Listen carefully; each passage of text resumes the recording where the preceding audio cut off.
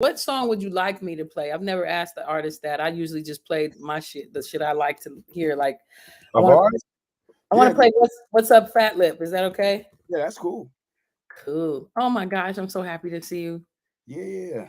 I just need a moment, just one moment. I'll be right with you. Okay. Share screen. I had to work till 6 o'clock, man. So you know. Oh, you just getting off? Yeah, but it don't matter. That's what it is. Shit. Yeah. All right, here we go. Boom. This is one of my favorites. Wait, no, not yet. Tyler, not yet. Feeling downtrodden, fresh kid turned rotten. I can't believe how naive that I've gotten. Over the years, seems like I'm getting dumber. Reminiscent to a time when I was younger with a hunger. Full of dreams, determination, self-esteem. But now it seems they hesitate to be on my team. You know the routine. When you winning and grinning, all up in your face like they was with you from the beginning. But on the flip side, when you watch them like a riptide, fools climb by, you slipped and let shit slide. Beside the fact, my voice is whack. Clowns is running around, talking about a smoke crack. Ain't got no homies that got my back. Yeah, I'm a brother, but sometimes I don't feel black.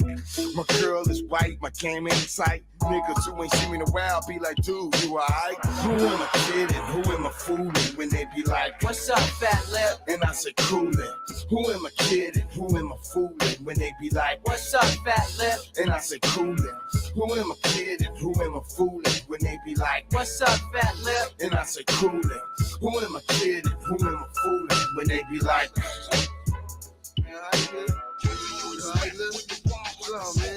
going like a sucker almost every day. In the back of your mind, you probably thinking I was gay. But nah, I'm just a bitch ass nigga. The type to get jacked if I was a rich ass nigga. See, I've been a loser just about all my life. Type to trying to turn a hoe to a housewife. What do you expect? Respect and feel for a hoe niggas keep in check. I'm far from hard, emotionally scarred. On Pico Boulevard, I was regarded as a retard. I make myself sick, get on my own nerve. Immature, insecure, grown up nerd. Half been MC on a label that's unstable. Chopping bliggy on the table.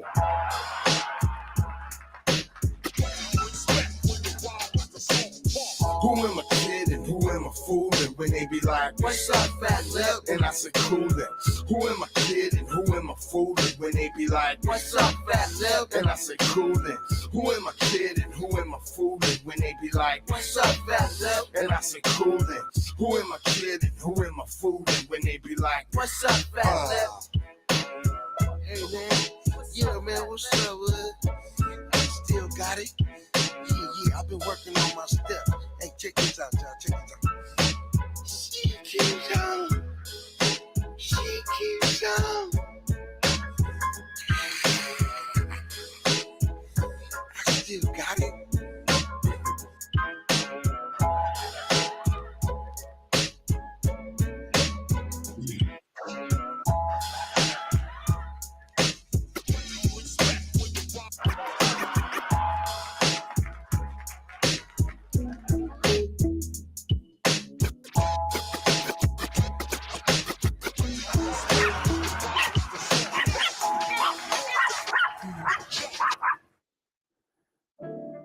There's nothing more powerful than creating a track.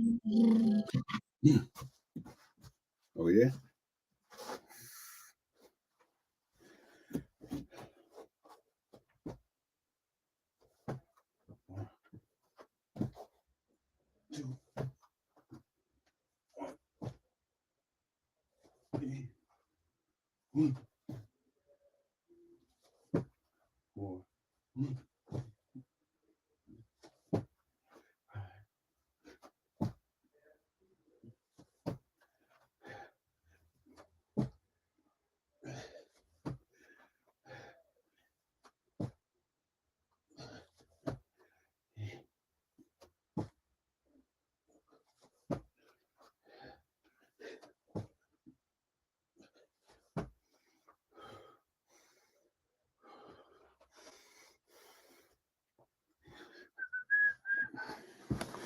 Yeah.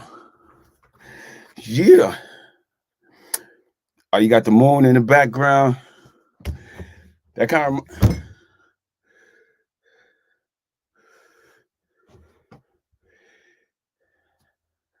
I can't hear nothing. Oh my God, I was literally talking to the audience and everything. What's up, everybody? Welcome to the Tommy Cole Show. And we have here Derrick Stewart. Derrick Lamel? Yeah. Stewart. Well, actually, it's supposed to be Lemuel. Is it Lemuel? I'll be forever It was meant to be Lemuel in the Bible, but they spelled it wrong on my birth certificate. Kind of like Oprah. You know, Oprah's name is because her mama misspelled Orpah, which is in the Bible. Really? Really? Her name's supposed to be Orpah. Can you imagine something called the Oprah Winfrey Show? Oprah. Hell no. That she got that was like that was a happy accident that it was divine, right? Yeah. So Lemuel, that's interesting. Lemuel. Yeah. I'm very happy to see you. Let's get us up closer. Hold up. There we go. Bam. Word up.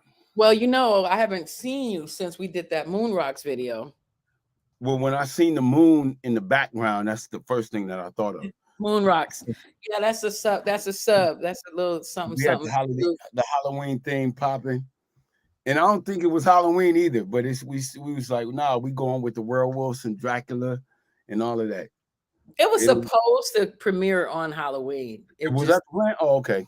It was supposed to, but it didn't end up happening like that. What's up? You got peoples out there. Hey, y'all, hit up in the live chat. This is interactive. You're on Twitch and Twitter and Facebook. Well, I don't know how to do the Facebook thing, but you're definitely live on YouTube. Come on, y'all. Say what's up to the brother. You are a legend.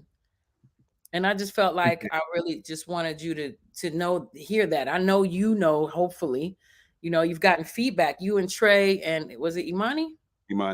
Y'all went on tour. Yes. I'm getting Roma and Imani mixed up. I'm sorry, y'all, but I loved it. I mean, physically, like I just, Trey is like family. He's like a cousin. Yeah.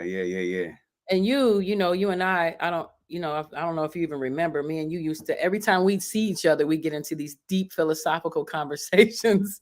Yeah. Stuff.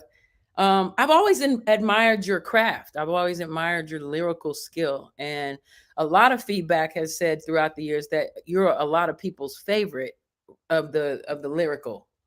No diss to nobody else, in the group. I love everybody. Yeah. I love that. I'm a celebrity who's on the brink. That's my shit right there. Whoever that is. That FATLIP? No, that's that's Imani. That's Imani. That's probably my favorite. Yeah. That's the thing. Everybody has their favorites. And to be honest with you, when I first played our demo to my girlfriend at the time, Sherry, who we talk about throughout the whole album, Sherry's Little Car is Parting Out Smog and all of that. When I first tested it to her and her homegirls, Imani and Roma was the one that was getting all the attention. They were like, oh, look at these, like, because it was just the voices. Imani and Roma, their voices are like what people think of when they hear Pharcyde. It's just like, and so like I actually had to work harder to, like, you know what I'm saying, for some shine. You know what I mean? It's funny though, because when you think of Passing Me By, your actual verse is the most jazziest, most amazing thing ever. So I would say in that song, of course, Not In My Younger Days stands out. Yeah. But aside from that, now there goes again, the dopest Ethiopian, that shit pops off too. You know what I'm saying? I think that was what the thing about the group is. Everybody had their unique thing. Yes. And so we kind of like forced each other to I think we really actually in that way brought out the best in each other, so everybody would get their shine. Nobody wanted to really get outshined. It's that competition thing that everybody talk about in hip hop. So dare I say, you guys were the Fab Four of the 90s to me. Y'all were our Black Beatles, yo. You know what I'm saying? You really were, because you very much all did have your own specific thing, just like a lot of really powerful groups do. Like Wu-Tang is definitely one of those. Yeah. I mean, a lot of the West Coast groups also, like Jurassic, all of those brothers. And you know what's funny, audience? I want to just mention this to my audience. All of us know each other. Yeah. We all know each other. We're all like a big family. We know Jurassic 5. Yeah. Shout out Kill, Zakir, Charlie, Charlie. etc. We all know Freestyle Fellowship. Shout out AC, Abstract. No. Oh, cool. Xylo, Peace. Volume 10, homie, volume 10. Volume 10, my husband, you know what I'm saying? Shout out, shout out, shout out. We all know each other. I really, you guys though, I must say, are who actually really got me into writing raps. You guys, after Passing Me By came out, I started doing literally, it was you guys, Jeru the Damager, and Nas that got me writing raps. Wow. Like before that, I just did poetry. Right. My poetry to jazz. When did you first started taking your poetry into rhymes? Rap 93. After I heard Bizarre Ride from the Pharcyde, because you guys were like jazz rap to me. Like you guys had such melody and like such flow. I love having friends that are so talented. Like I'm very honored. Like I'm honored. Well, I'm honored I don't know if you knew our mentor who was a jazz musician, and he just recently passed away, Reggie Andrews. And that's how I've heard the name. Yeah, because that's how I actually got to the Good Life. I got to the Good Life because of Peace. Peace was in our music workshop because he went to Locke High School. Reggie Andrews was the teacher at Locke High School that brought all of us together. That's how I know Peace. That's how I know all the other guys from the group, is because we were in this organization. That's how I know Jay Swift, everybody. And he was a jazz. Yeah, I just got off the phone with him. And you know, and Reggie Andrews was a jazz musician, and every record from that we sampled came from his garage, his record collection. So that's where it came. It really came from that. It really came from that. The power Wait, I'm sorry. The power of teachers. Yeah. I'm a teacher too. I'm a teacher. Yeah. So I mean, I'm hoping that I'm being a positive role model for that. Well, not during this, I usually do my little smoke and I'm a little drink. Right, but aside from that, in the classroom, I gets down. Yeah, but no, that's when you tell them, do as I say, not as I do. This is not a kid's show. This is for the adults anyway. Yeah. But anyways, back to you. So what countries have you gone to? I know you've traveled so much.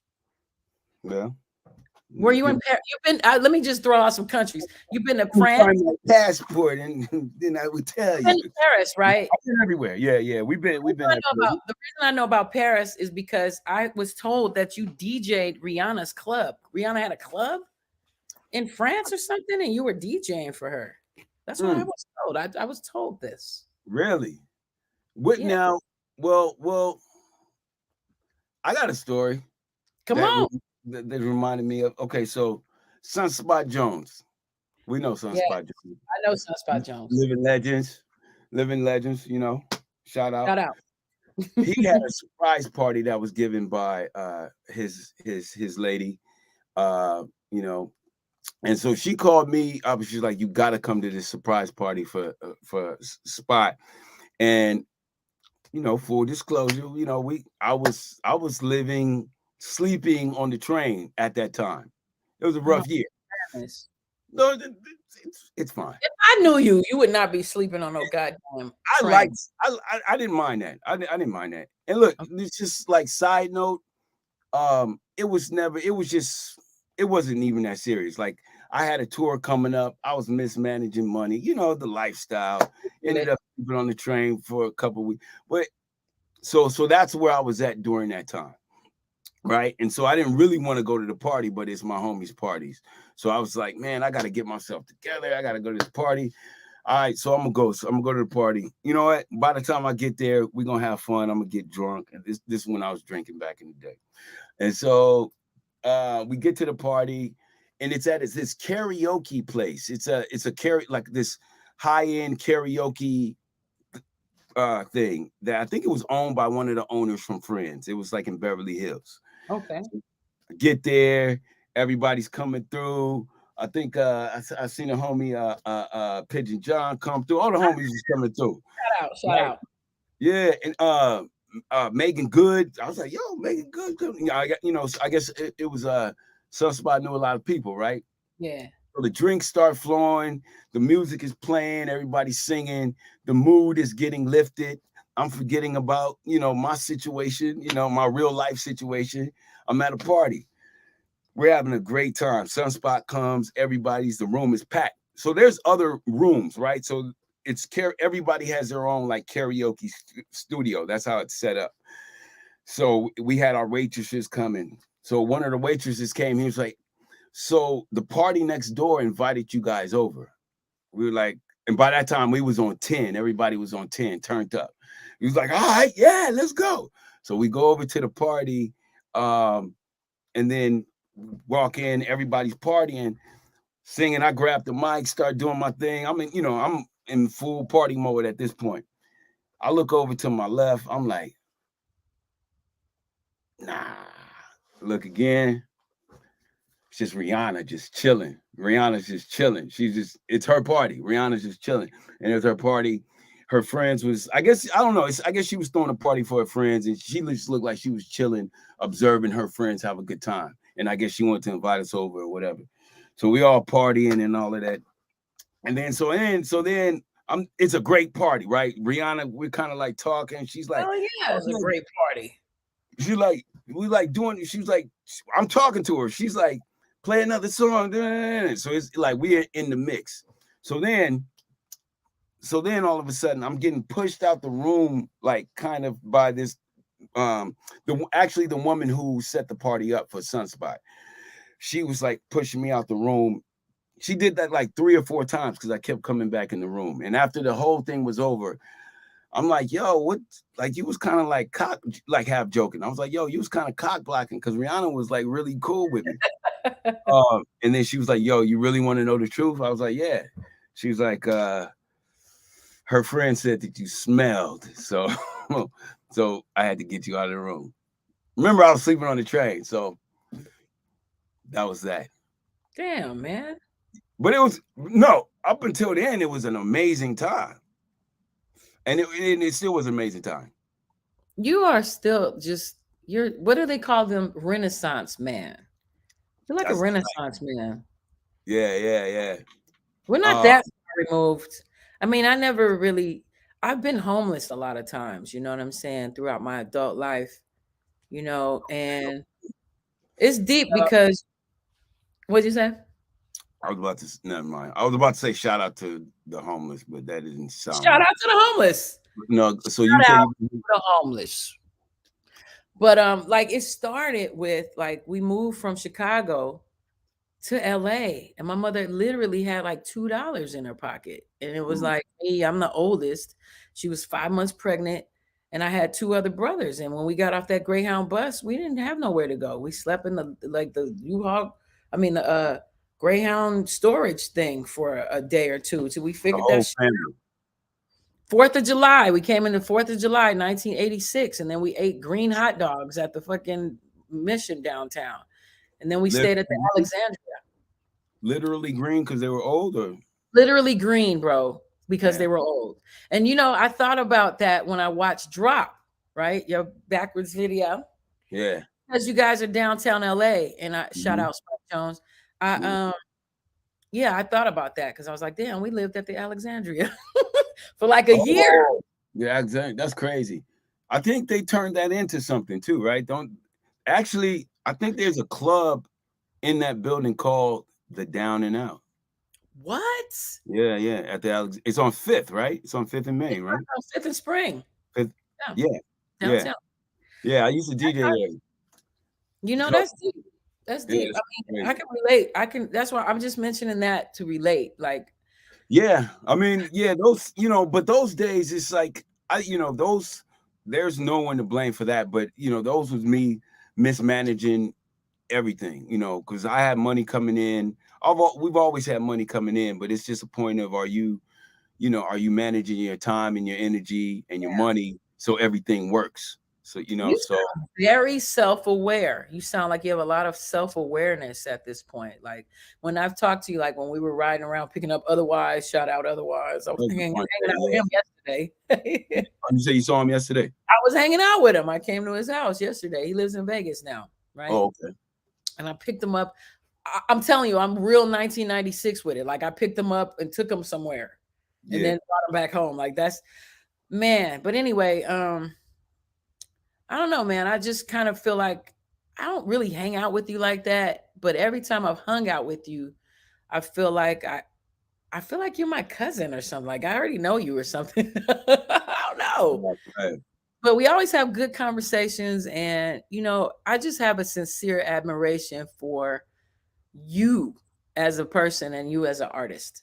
I I appreciate think it. you're a good soul. You're a very good person, you know, and you have good spirit. And I always feel a little protective of you also. Like if somebody was trying to bug you, I'd be like wanting a box, you know what I'm saying, for you. I don't know why, but Yeah. that's how I feel. And you're older than me. You're a little older than me, but I still feel like a bigger cousin. And not Yeah. even big, it was just Well, I see and I wasn't going because I seen that.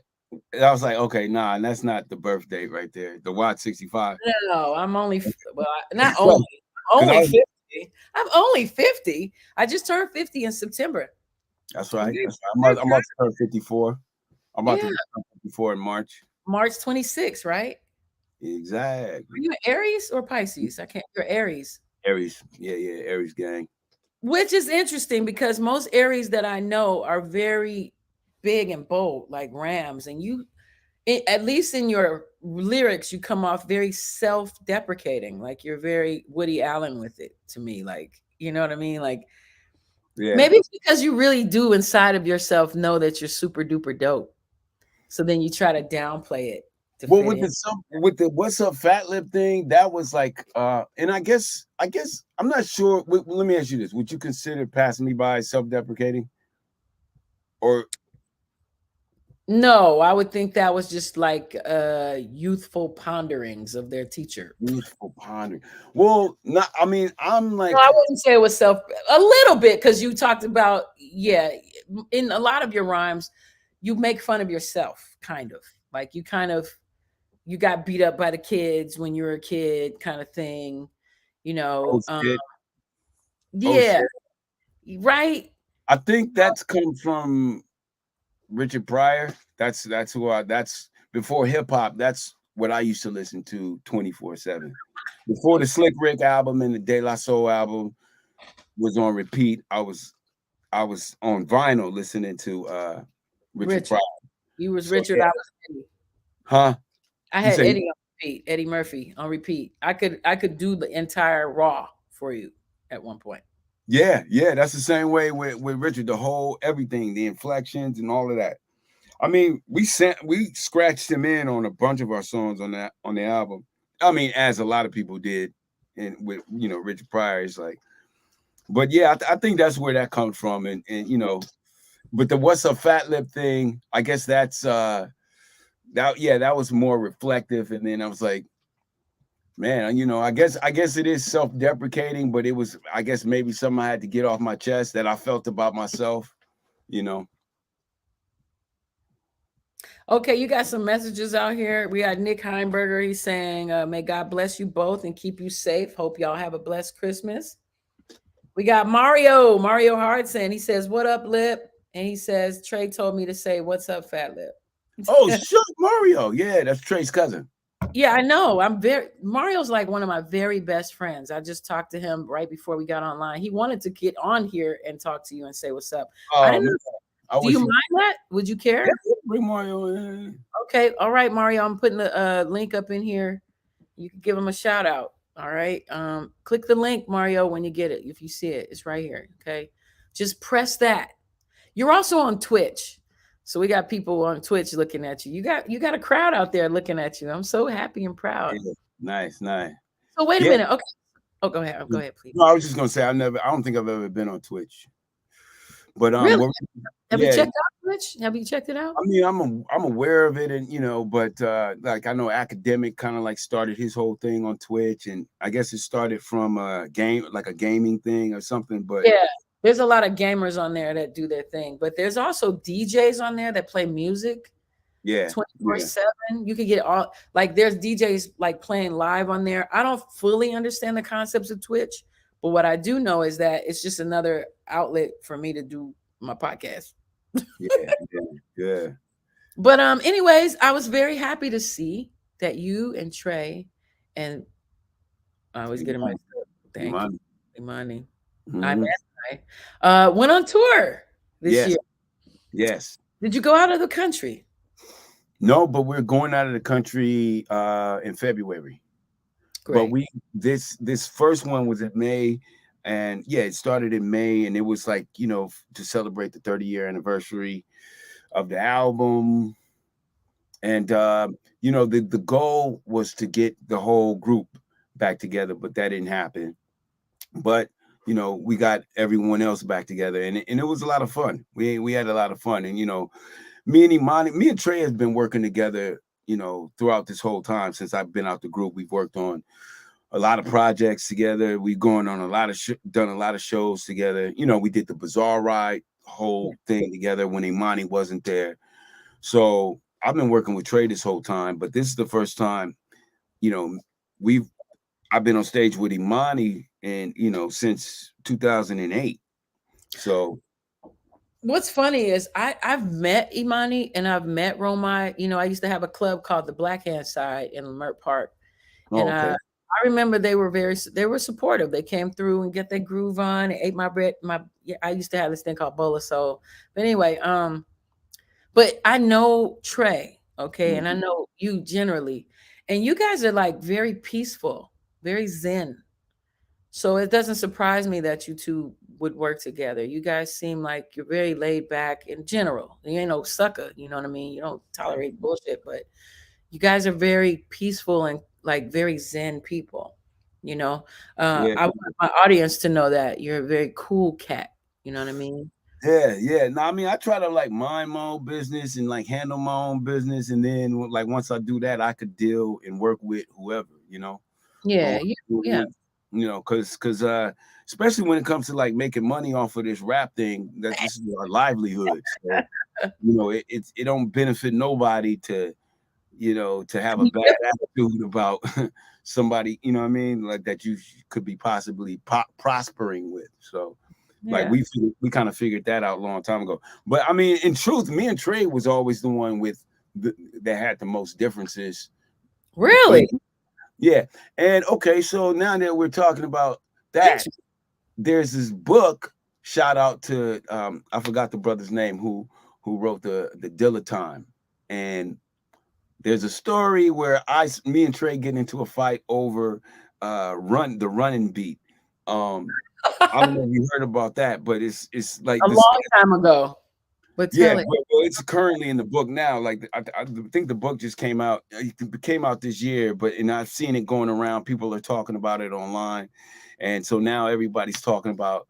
I didn't like the kick pattern from running, which is true. It was ahead of my time. The kick pattern for running.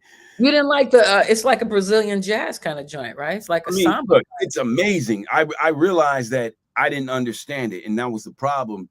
And I'm not the only one that said that. Bob Powers, the famous engineer, also said that as well in the Tribe documentary. What we find out is the kick drum pattern is actually like a 20-bar pattern. Okay. So when I'm trying to write to this track, I'm like, when is this going to loop? And that's really why I didn't like it, because it was something I never heard before, and I couldn't really pick it up. I mean, I did my thing on the track. I did my thing, but so anyway, so the story is that we were in the studio and I tried to change the kick pattern for running, and then Trey came in, and me and Trey in a fight ensued because of that. Was it like a physical fight, or like y'all was arguing?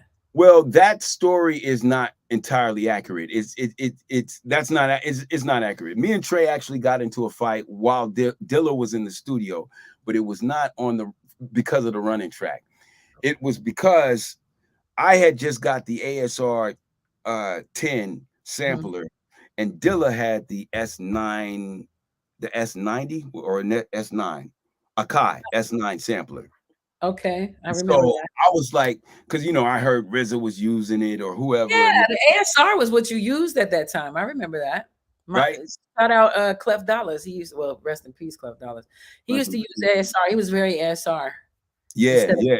ASR had its own sound, and so I was, so that's what that was. We were having an argument over which sampler Dilla should use, because I think he had already had a sample, but it wasn't running. And then me and Trey got into it, but me and Trey always used to get into it like that. That's interesting. Actually, we still do. To be honest, that's very ironic. Yeah, no, we still do. But we brothers. So that's what You brothers. are brothers. Yeah, like brothers.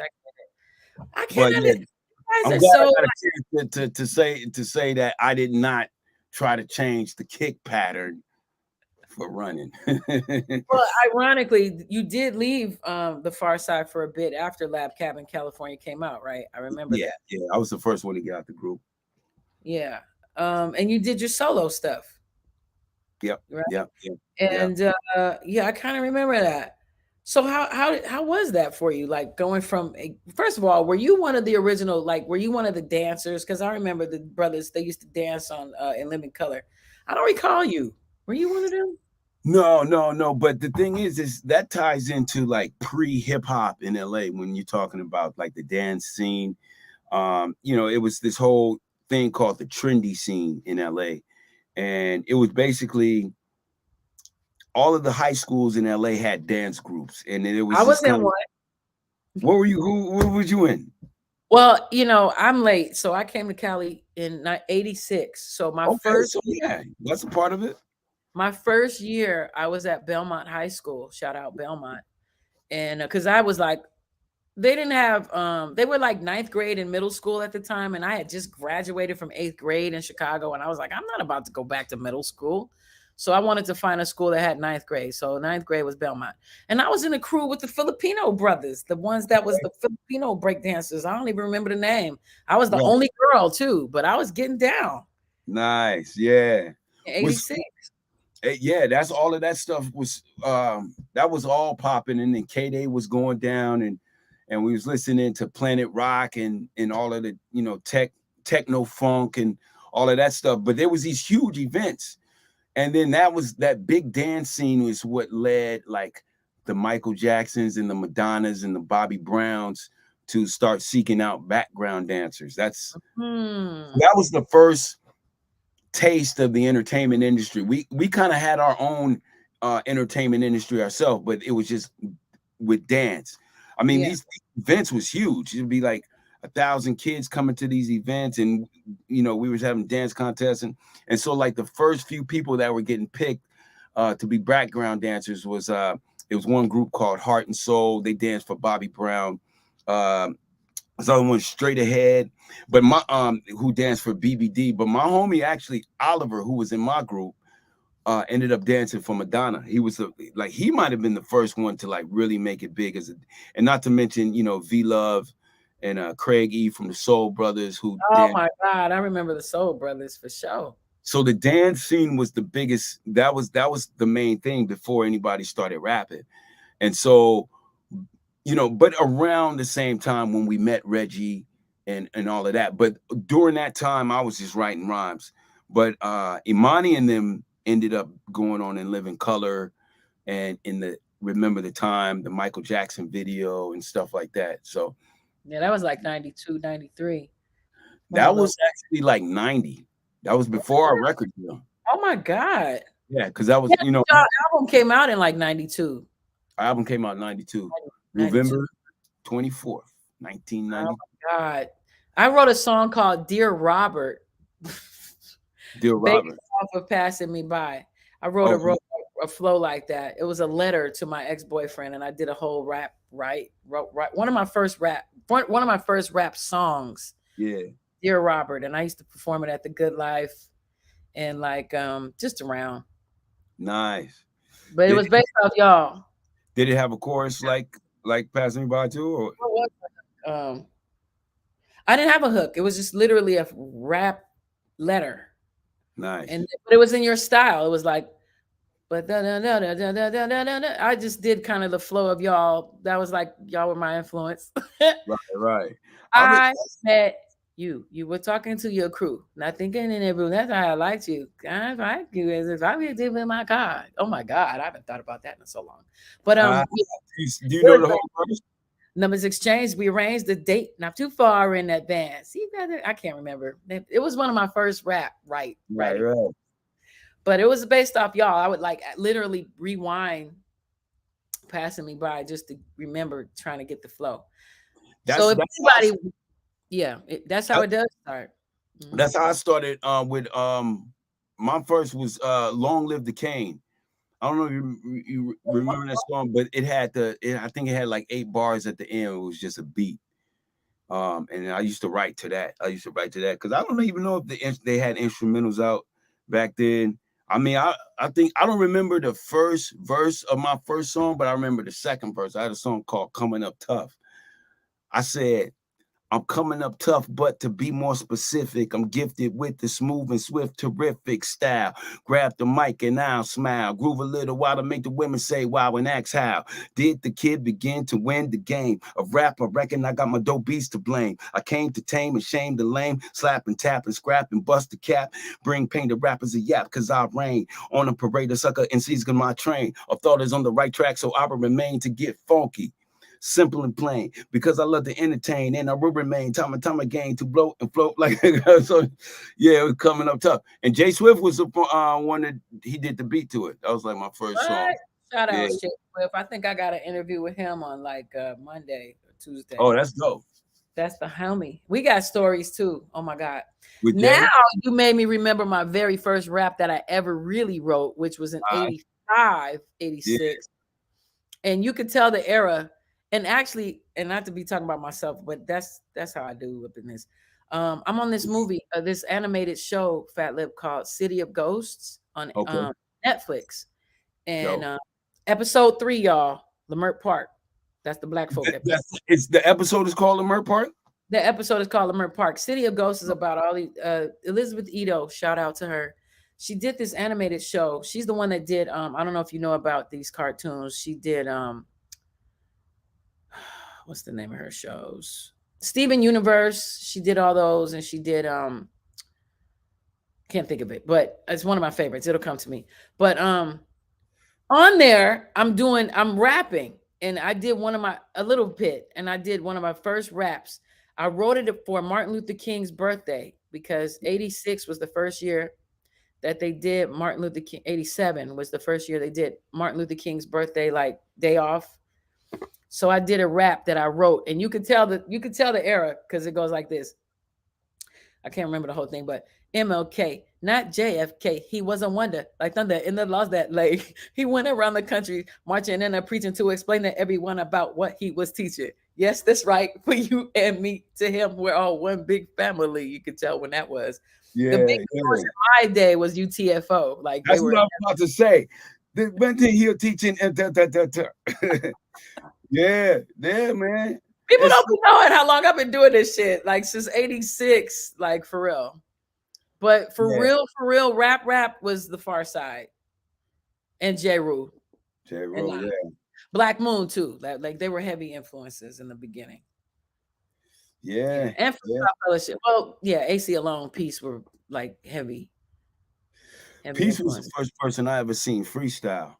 Like I never seen somebody go off the dome like that. That brother. Yeah. That's a dear friend as well. I would love to get him in an interview too. That brother's like, even if they call me a Jezebel, he's a big old digger bitch. Well, tramp, strawberry cake, go queen. And then you got oh my God, that brother. But all of y'all. So I'm very honored, you know what I'm saying, to know you guys. Like it's an honor. The reason it's an honor is because I feel like lyricists and rap artists generally, you're very left brain. You know what I'm saying? You don't think like the average. You know, you're outside of the box thinkers, and I can only kick it with people that think outside of the box. Right. So that's why. I hung Yeah. out with actors before that. I was, you know, I'm from the teen actor world. So like I went to Hollywood High after Belmont Oh, and okay. hung out with a lot of industry kids. Like I hung out with all the famous kids from the 80s. And you know, Hollywood is just different, you know. It's just different than the rest of the world, the rest of the country, you know what I Yeah. mean? I went to Those are people I understood. I went to Bancroft Junior High Oh my for God. 1 year. Everybody went to Bancroft. Mhm. Everybody I went to high school with went to Bancroft. Yeah. Or John Burroughs.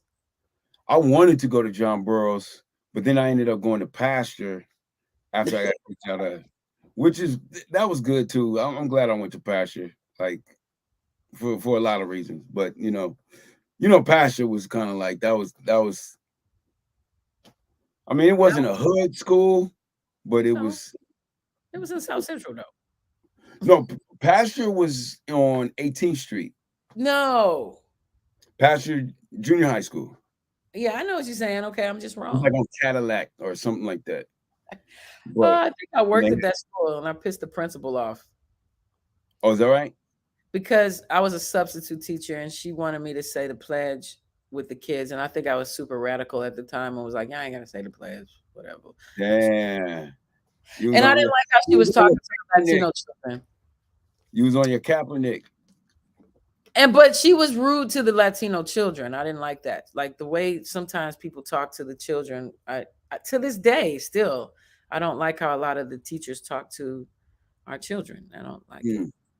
But yeah, and then I remember having this really good and long conversation with you. I don't know if you remember this. It was in Hollywood at this club. The Pharcyde was performing, the Alcoholics was there, and me and you was just chilling at a bar and we was just like talking. I don't know if you remember that. That was like What year? Was it 95, like I 90? made 95, 96. Oh, okay. It was around there. And did you know Coolio? Have you met? Did you? I know- met him only a few times, but you know, his manager was Paul Stewart, who Right. responsible for us getting a record deal. I was gonna mention him. Yeah. So I would see, you know, at the Paul Stewart parties, you know, I would run into Coolio or any like Paul Stewart event, you know, but Coolio was always, you know, a real one. You know, Shout you out. could just tell. Shout out Yeah. Paul Stewart. I mentioned him. I was about to bring him up, but yeah, I was being managed by Coolio. So then Oh, I didn't know that. yeah, I was managed by Coolio from 94 to 98. But the most powerful years was like 94 to 96. And in that time, that's how I met Paul Stewart. Coolio used to travel with Paul, and Coolio started taking me with him to perform around different places and stuff. So, Oh, dope. which is crazy because you know he had a roster. He like me, Malika, he like 4 or 5 different groups. And I always considered I didn't consider myself, but people would consider me like a proper talker, you know, talk proper. But he Right. took me on tour with him when they fired LaShawn. LaShawn from Def Jam. She, you know, she's the one that sang doing it and doing it and doing it well. And Yeah. she sang My Mom in Love with a Gangster with Coolio. And so when she pissed off Tommy Boy and everybody, you know, LL Cool J did not want to take her on tour because she got pregnant. And he said Okay. that wasn't sexy. So he didn't want to take her on tour because she was singing Doing It Well and some other stuff. Anyway, she got fired. So Coolio was like, you come with me. You got 2 days to memorize the song. I was like, oh, okay. So with that, I got to travel with him and Paul Stewart, King T. King T, dang. Shout out. Yeah. And basically the crew. And Razcast. It was me. He was managing Razcast too. So he would Okay. take me, Razcast, Paul Stewart, King T, and we'd fly out places. And it was funny. I'd be like, the kids keep asking, where's their papa? I had to tell them daddy got caught by the coppers. I mean, Salt and Pepper kind of used to talk a little proper a little bit. Now that you said that kind of remind me of a Salt and Pepper flow. You know? I mean, I wasn't that proper. I'm being a little funny, but Yeah. I was too proper for that song. Right. But I did it, and I went on tour and performed in front of 20,000 people with him and all that stuff. That was really fun times. Fun times. But Razzcast actually is the reason why we met Paul Stewart. how is that? We were at it was some convention that was either in LA or San Francisco. I'm not sure the city. Gavin, Gavin, or the Might have been the Gavin. I think it was the Gavin. It was the Gavin because I was the hype man and Roma and Imani. No, I think Roma, Imani, and Trey were the dancers for this guy who is a rapper named Gang of Textbooks. That was his name. wow. Gang of Textbooks. And I was the hype man.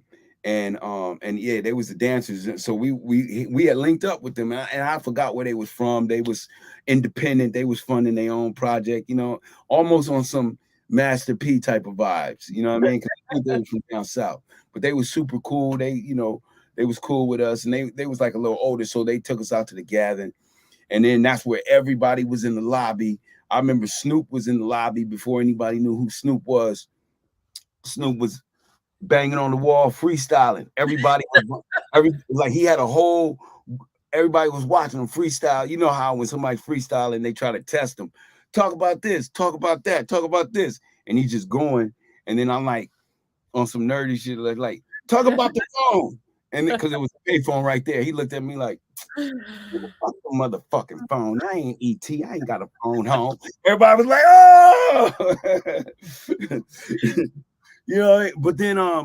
But yeah, so it was then, and then we seen Razzcast, and he was like, "Yo," we had our demo on us. And then he seen Razzcast. He's like, "Yo, they got these executives upstairs in this room. Go up there." That's when we seen Paul, and there was a bunch of people. I don't know if you knew Cedra Watson. She worked with Paul for a little while, and I think she may have worked with Def Jam. But you know that whole crew of like young record company, whether they was A&Rs or whatever. Yeah, If they worked at a label and they had one of those jackets, that's who we was trying to, get the attention of. So we went over there, and I think we performed Your Mama like live, and then they was like, "Yo," they couldn't believe it. That might have been our first Pharcyde performance. They might have been the first people that like to witness like the Pharcyde, and they was from then on. We gave Paul the demo, and we got a deal in probably like the next 2 months later. We had a deal. Wait a minute. Are you telling me that classic ass song, "Your Mom's is so fat"? How fat is she? Your mama is so big in fact that she get busy with it. That was on your demo?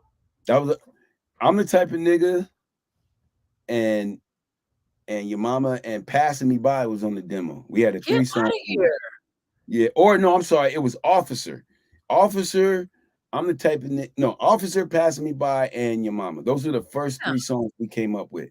That's how we got signed. That's incredible. But for on the demo, Passing Me By only had Brown's verse, the first verse. It had the whole chorus on there, and it only had 2 bars of my verse. And I think Imani and Roma's verses was on there. I mean, Imani and Trey's verses was on there. That's pretty incredible, man. That's incredible. Yeah, so we had that, and then I just remember for like a 2-month period, we was getting offers from Motown, from they bought out Tracy Waples from Def Jam and all of this, because they used to take you out to dinner and all of that stuff, if they was interested in signing you. And for some reason, Delicious Vinyl just felt like the right move. They was like laid back, and I also think they wasn't trying to get our publishing when a lot of other companies were trying to get the publishing. So we ended up rolling with DV. And I gotta say, I don't think, and then so we just had those 3 songs, and then after that, we went in the studio and just made the rest of the album. But on any other label, I don't think we would have came out with A Bizarre Ride. DV is, they're laid back, they're chill, so they let you have freedom of your creativity, autonomy. That's so important. Yeah. Important. That would explain, I could, my memories, it's been a long time. So I remember being up at Def Jam, and I remember Def Jam West, by the way. And I remember being in Paul Stewart's office, and I remember this story. It was this really tall guy. He was sitting on the floor, and they were like, this new song is about to come out. So I was in the room, like Paul was just walking me around. I don't know why. I was, I'm a talker, so I probably talked my way into some whatever.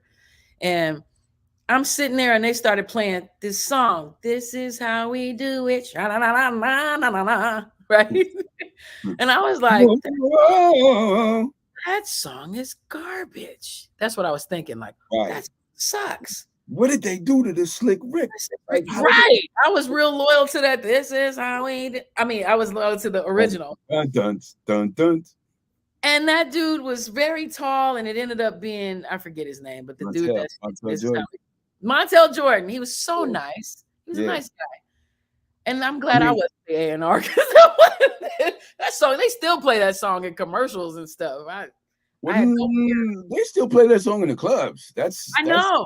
I don't have a pop rap ear. Like every song that I've heard that came out through them labels and stuff, I always was like, oh my God, I can't, that's garbage. And I'd be like, that shit blew up.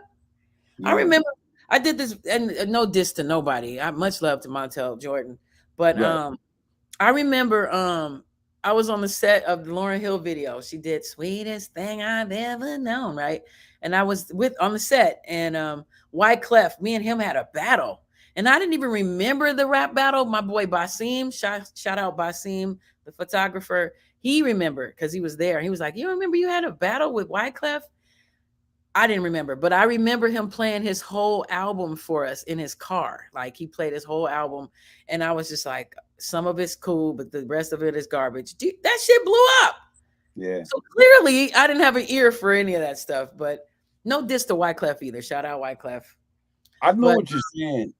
I think for me, like it came a point where I started to understand, like, because I did used to get mad when I would hear someone take, just like, like a song that I love, like Children's Story, and then make something R&B with it. I was like, I couldn't feel it at the time, I think.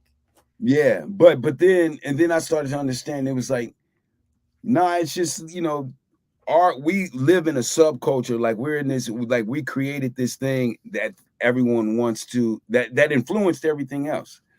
And so I don't know if it's anything for me to get mad at. It's maybe something that's just kind of like, maybe even be proud of that is, we started something that influenced a whole other wave, because it came to that point where everyone was trying to get that vibe, because R&B used to be one thing, but then it started to take the hip hop drums, because without them, it just came to a point where the traditional R&B drums weren't funky enough. Yeah, so it was something I wasn't feeling it at all. Like, no, we were really like, I was really like a purist at the time anyway. If it didn't sound like Black Moon, or if it didn't sound like y'all. Would you consider yourself a purist at this point? I think I have a larger ear now, but I listened to like way more music than the average back then. My mother's still downstairs. My mother, she was bumping Mozart through the house yesterday. So she grew me up on like Tchaikovsky and Rachmaninoff and Mozart. And I played the trumpet in junior high. I was about to go to Hamilton, matter of fact, to play the trumpet, but I picked Hollywood because I wanted to act. You got some people out here that want to talk to you. Let's see. New Jams on the block. What up, New Jams on the Blizzy? He said, what's up, Fat? He says, what's up, Fat Lip? Much respect. Appreciate you, brother. New Hair Escapades. That's Cobra Red. Shout out Cobra Red. 5 footers. She says, yes. 5 footers. She says, love this. She says, LOL. Okay, Shams. You got people in England watching you. Shams don't care. The goddess. She's out in England. Hey, Miss. What's up, Shams? Are you a Pharcyde? She says, I look stunning. Thank you. I'm off to sleep soon. 4 a.m. Shams, did you want to give a shout out real quick on the show? You good? What's up? She's a really cool sister I met on another podcast. I'll be in these podcast streets and I'll be meeting people. Like when we do these chats, when you do it regularly, like there's people that regularly watch this podcast. Right. Become kind of cool, generally social. As a matter of fact, after our interview, we're doing another podcast where I'm having some, like, if you're more than welcome. I'm sure they'd be happy to see you. We have a topic She says, you're just listening. Okay, fine, Shams. Um, but you got people in England checking you out right now. I'm really happy about that. She's up at 4 a.m. watching you. That's crazy. Okay, Shams. Yeah, we're gonna be out there too. We're gonna be out in March. We're gonna be out in UK. So what? That's so good. Shams, look out for FATLIP. She says, sounds wicked. Oh, she's gonna come on here for a minute. What up, Shams? Okay, Shams. Okay, Hey, Shams. honey. What up? How you doing, Shams? Hold on 2 seconds. What did you say? Oh, yeah. I've got a bit of a What? cold. It's freezing in England. Oh man, Morning. it's cold out here too. I mean, it's not It's cold. absolutely frozen. I'm so I haven't sorry. even done my live shows for like 2 days. Mm. What? It's been that cold. You just been up in the house, huh? No, the kids have been stressing me, but you know what? I was just about to go to bed and then I saw, the Tamika show, and I was like, I gotta watch my girl. Thank And you, then sis. listening to this gentleman. It Yeah. sounds Thank you, wicked. sis. Yeah. Yeah. Glad you stayed up a little longer to check us out. Yeah. Well, You get some know me, rest. I'll always support me, stay. Thank you, sis. I appreciate you.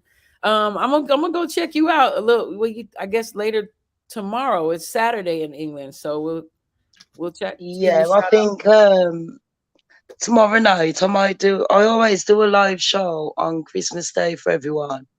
That'll be But I dope. won't be doing it. I won't be doing it on this channel. I'll be doing it on my bigger one, the main What? show. Well, leave your Yeah. info.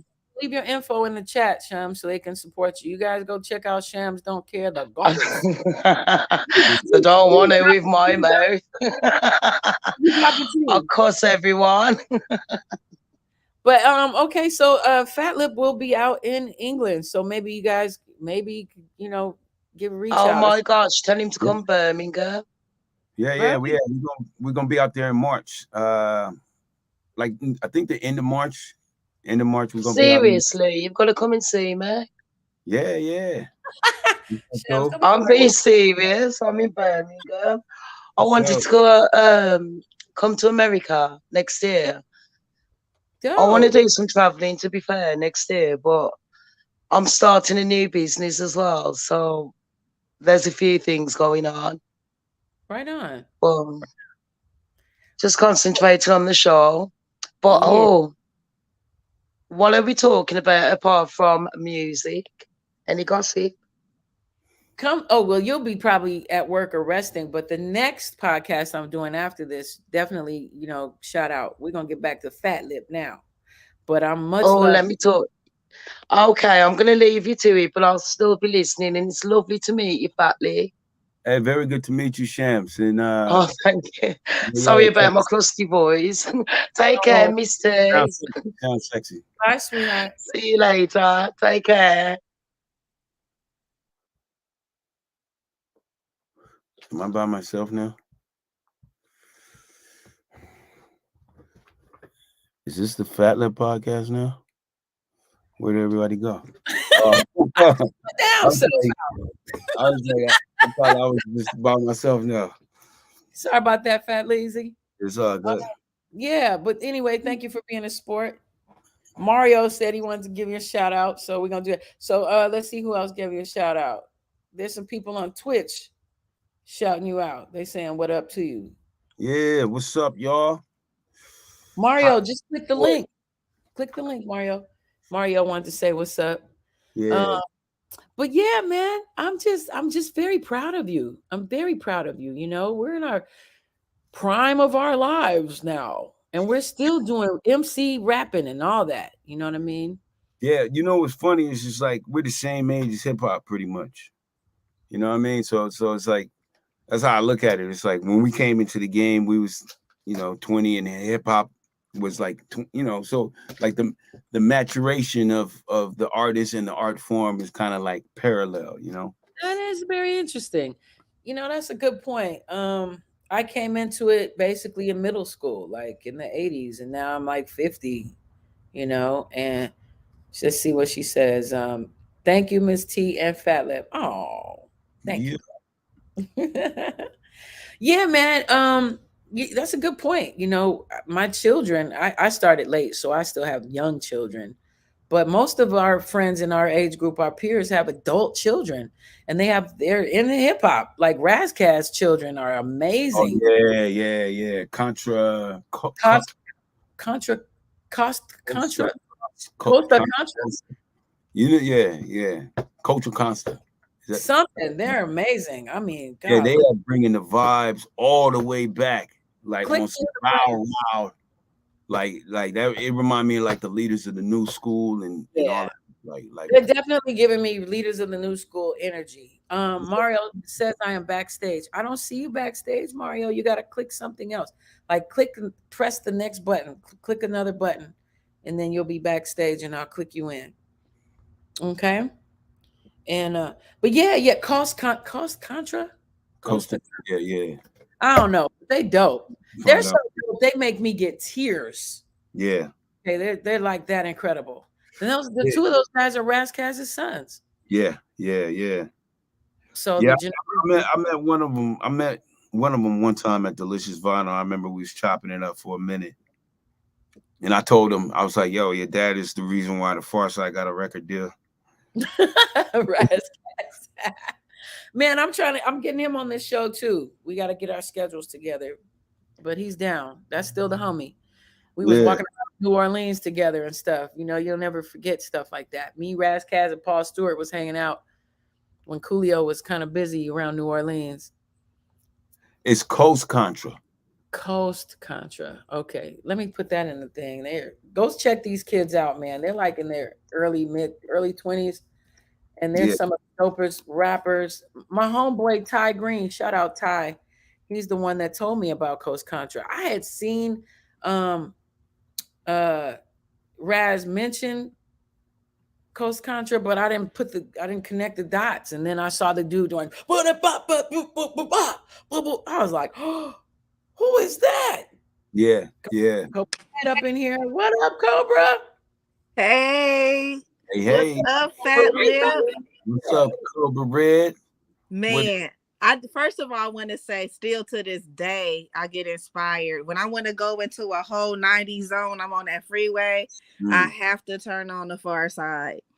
I appreciate still to this day, it's just classic. I actually have, well, I don't have it anymore, but I had a cassette tape with you and Knee High freestyling for like hours. Do you remember that? I kind of do. Wait, I do remember it because it was at the Lab Cabinets when we did it, I believe. I know she was in the studio. She was rapping for Jesus, just rapping her behind off. Yeah. And you just gave it to her. You just let her go. I wonder, did I do the beat? Because I remember, I feel like I used to scratch. I think that because I feel like she came to the we had the studio at the house at the Lab Cabinet. But then it might have been too in Hollywood Sound or something like that. But I remember that. Oh my God, Hollywood Sound. Yeah.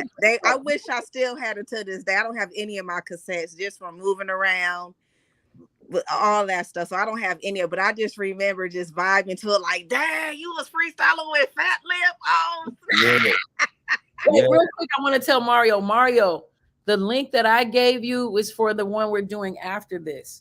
If you want to come into this one, you got to click the link that's in the comments. Look in the chat, and I'm gonna send it again, and just click that. The one you have in the email is okay. So look, FATLIP, man. The other night, man, we had a podcast, dude. It was Cobra and a bunch of the homies.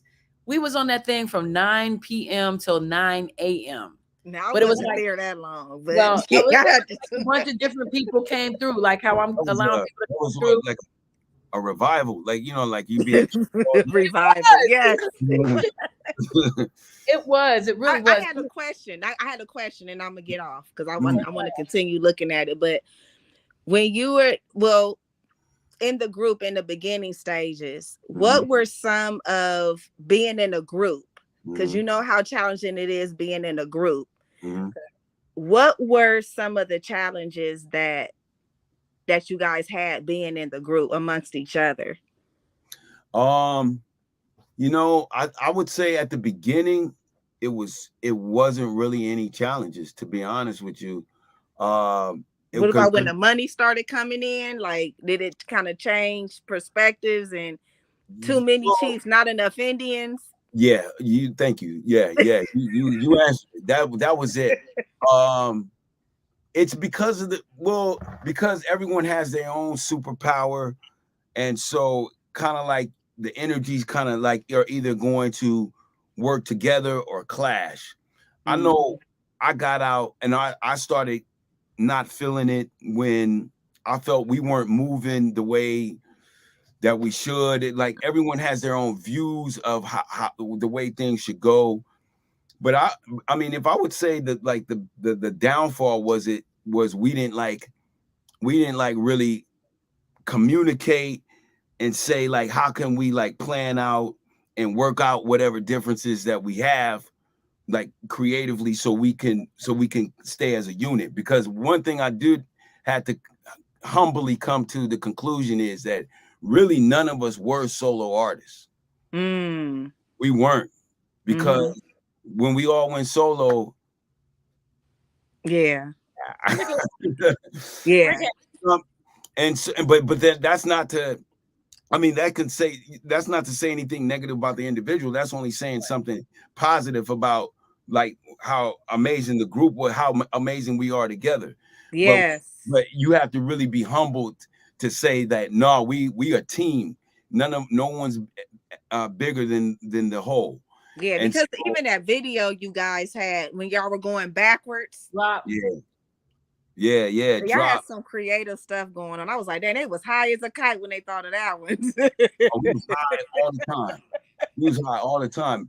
But then that's okay. I'll just give you an example, like how the ideas were bouncing and building on to create this thing. Like Passing Me By, for instance. I was just talking to Jay Swift today because there was always these arguments about who's the actual producer, because everyone's putting in this creative energy, and then when it comes time to give the credit, it's like who produced it. We actually all produced it. Yeah. We actually fell out with Jay Swift a little bit. There was a little bit discrepancy because we felt that we should be titled as the producer. And I just split sheets. It wasn't no split sheets involved, huh? Nah, because it was just too much creative energy happening. Yeah. And so that was kind of we had, we kind of fell out a little bit over that, but that could have been ego. But I'll just give you an example. Like Jay, what's up, Mario? What's up, family? Man, I love you, bro. I just wanted to stop in. Come on, man. I love you, bro. You know my boy, man. All y'all brothers. All y'all, bro. What's up, Red? I see you, Queen. I see you. Man, look, I'm proud of you, man. I know the struggle, I know the travel. So enough said, man. I'm just happy to see that smile, man. You look good. You're still a piece of shit, but you still look good. You know your baby bro ain't shit, bro. No, but I was saying so we was all in the studio, and Jay Swift had the two samples for Passing Me By, because it's two samples. He didn't want to put those two samples together. It was Booty Brown, Roman. It was like, nah, put those two samples together. So it wouldn't have been no Passing Me By if it wasn't for Roman saying that to Jay Swift. Even though Jay Swift is the talented producer that he is, and that's his sound. It wouldn't be no Pharcyde without Jay Swift. The same is without Roman's input, and then also when Roman heard the melody for the sample, he was like, yo, I think this song should be called Time Keeps On Passing Me By. And it was because of that. I was like, yeah, that's kind of dope. And then I was like, what about She? So we was all bouncing ideas together. So, So it was different. It was different producers. It wasn't just Jay Swift. It was different. You guys all produced as well, right? Well, Jay was the only one who knew how to use the MPC. But y'all were still bringing in the ideas, like, hey, at this sample or... Because I was the real hip hop dude that was just like, nah, this shit gotta be as dope as De La Soul. This shit gotta be as dope as Tribe. At the time, Jay Swift was more of because he was 17 years old. He was more of just a musician learning about, because hip hop hadn't really taken over yet anyway. He was actually, his biggest influence at that time was Teddy Riley. New Jack, talking about 89, 90. That makes sense. You know what I mean? But I'm like, nah, we need this shit to be like daylight. We need Yeah. this to be like Eric B and Rakim. And then when that Midnight Marauders album came out, and Jay Swift, because not to mention Jay wasn't smoking weed at the time. He was 17. He was a kid.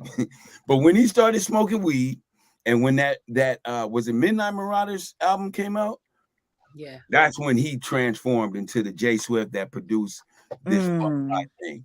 But it was all of, you know, because of all of our influences, everybody's influence and taste. So what do you like better, performing on stage or recording in the studio? I think. And what is your process when you're recording in the studio? Wait, hold on. Those are very good questions. I want Yeah, to hear. man. Well, I think because we're more performers on stage, like because what I was saying, like I don't look at us as like, I'm not a Too Short.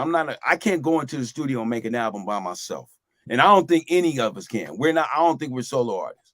I just don't, right? But on that stage, and especially all of us on that stage together, because we got so much experience on stage just as dancers from, you know, the old LA scenes back in the day, the trendy scenes. Before the music industry, we was on stage. So that comes more natural, you know. As a matter of fact, when we went back on these tours, it was the fact that our shows were so good that kind of like re-inspired us to be like, no, we got to take this energy from the stage and put it back on the record. So it's a little more, I think it's just a little more challenging to capture the energy of live stage on a record. That I think that would be for anybody. That's what you want to do. You know, ultimately, that's what you want to do. You know what I mean? That was the next good question, Cobra. Go ahead. And what's your process back then? What was you guys' process? Like, for instance, you guys had to have candles. Like, what type of drink did you drink? Like, did y'all have to get like Roscoe chicken and waffles before y'all hit the mic? Like, you know what I mean? What was the process? Well, I think it was just the life. It was the age. It was our age. You know, it was the lifestyle. It was the weed. It was where hip hop was coming up, and everybody could feel this movement that was happening. Everybody felt good. It was the good life. Everywhere you turned, somebody was being creative. It was just a time. It really was. You know, so that alone was kind of like what was making things happen. And then we were just blessed to have Reggie Andrews has set up this facility for us to come to every day. It was an everyday thing that we and then so the studios was set up like it was just laid out for us. Like it was just laid out. It was almost like divine. Like God was like, nah, we gonna set this up for you.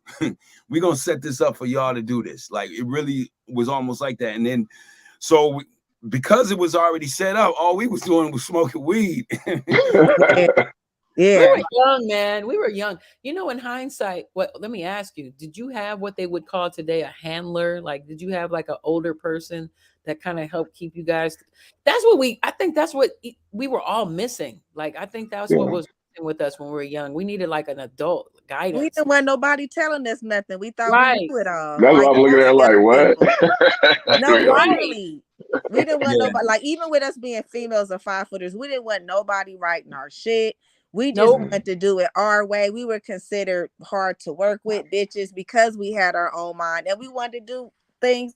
We wanted to do it the way we wanted to do it. Wait, I remember that Warren, the Warren G on the documentary. He was like, it was. I forgot what it was. It was a phone call when you guys with their hair, with Neb and Ja.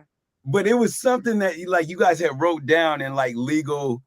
It was like. You remember that, Cobra? This what I do. This what I do know. I'm gonna tell you what I did. What I did learn was that because Neb and Ja Skills, they were the first one signed with Warren. With Def Jam, they were the first one. Now me, K-Bar, Knee-High, we were the crew. You feel me? We were Unit 5.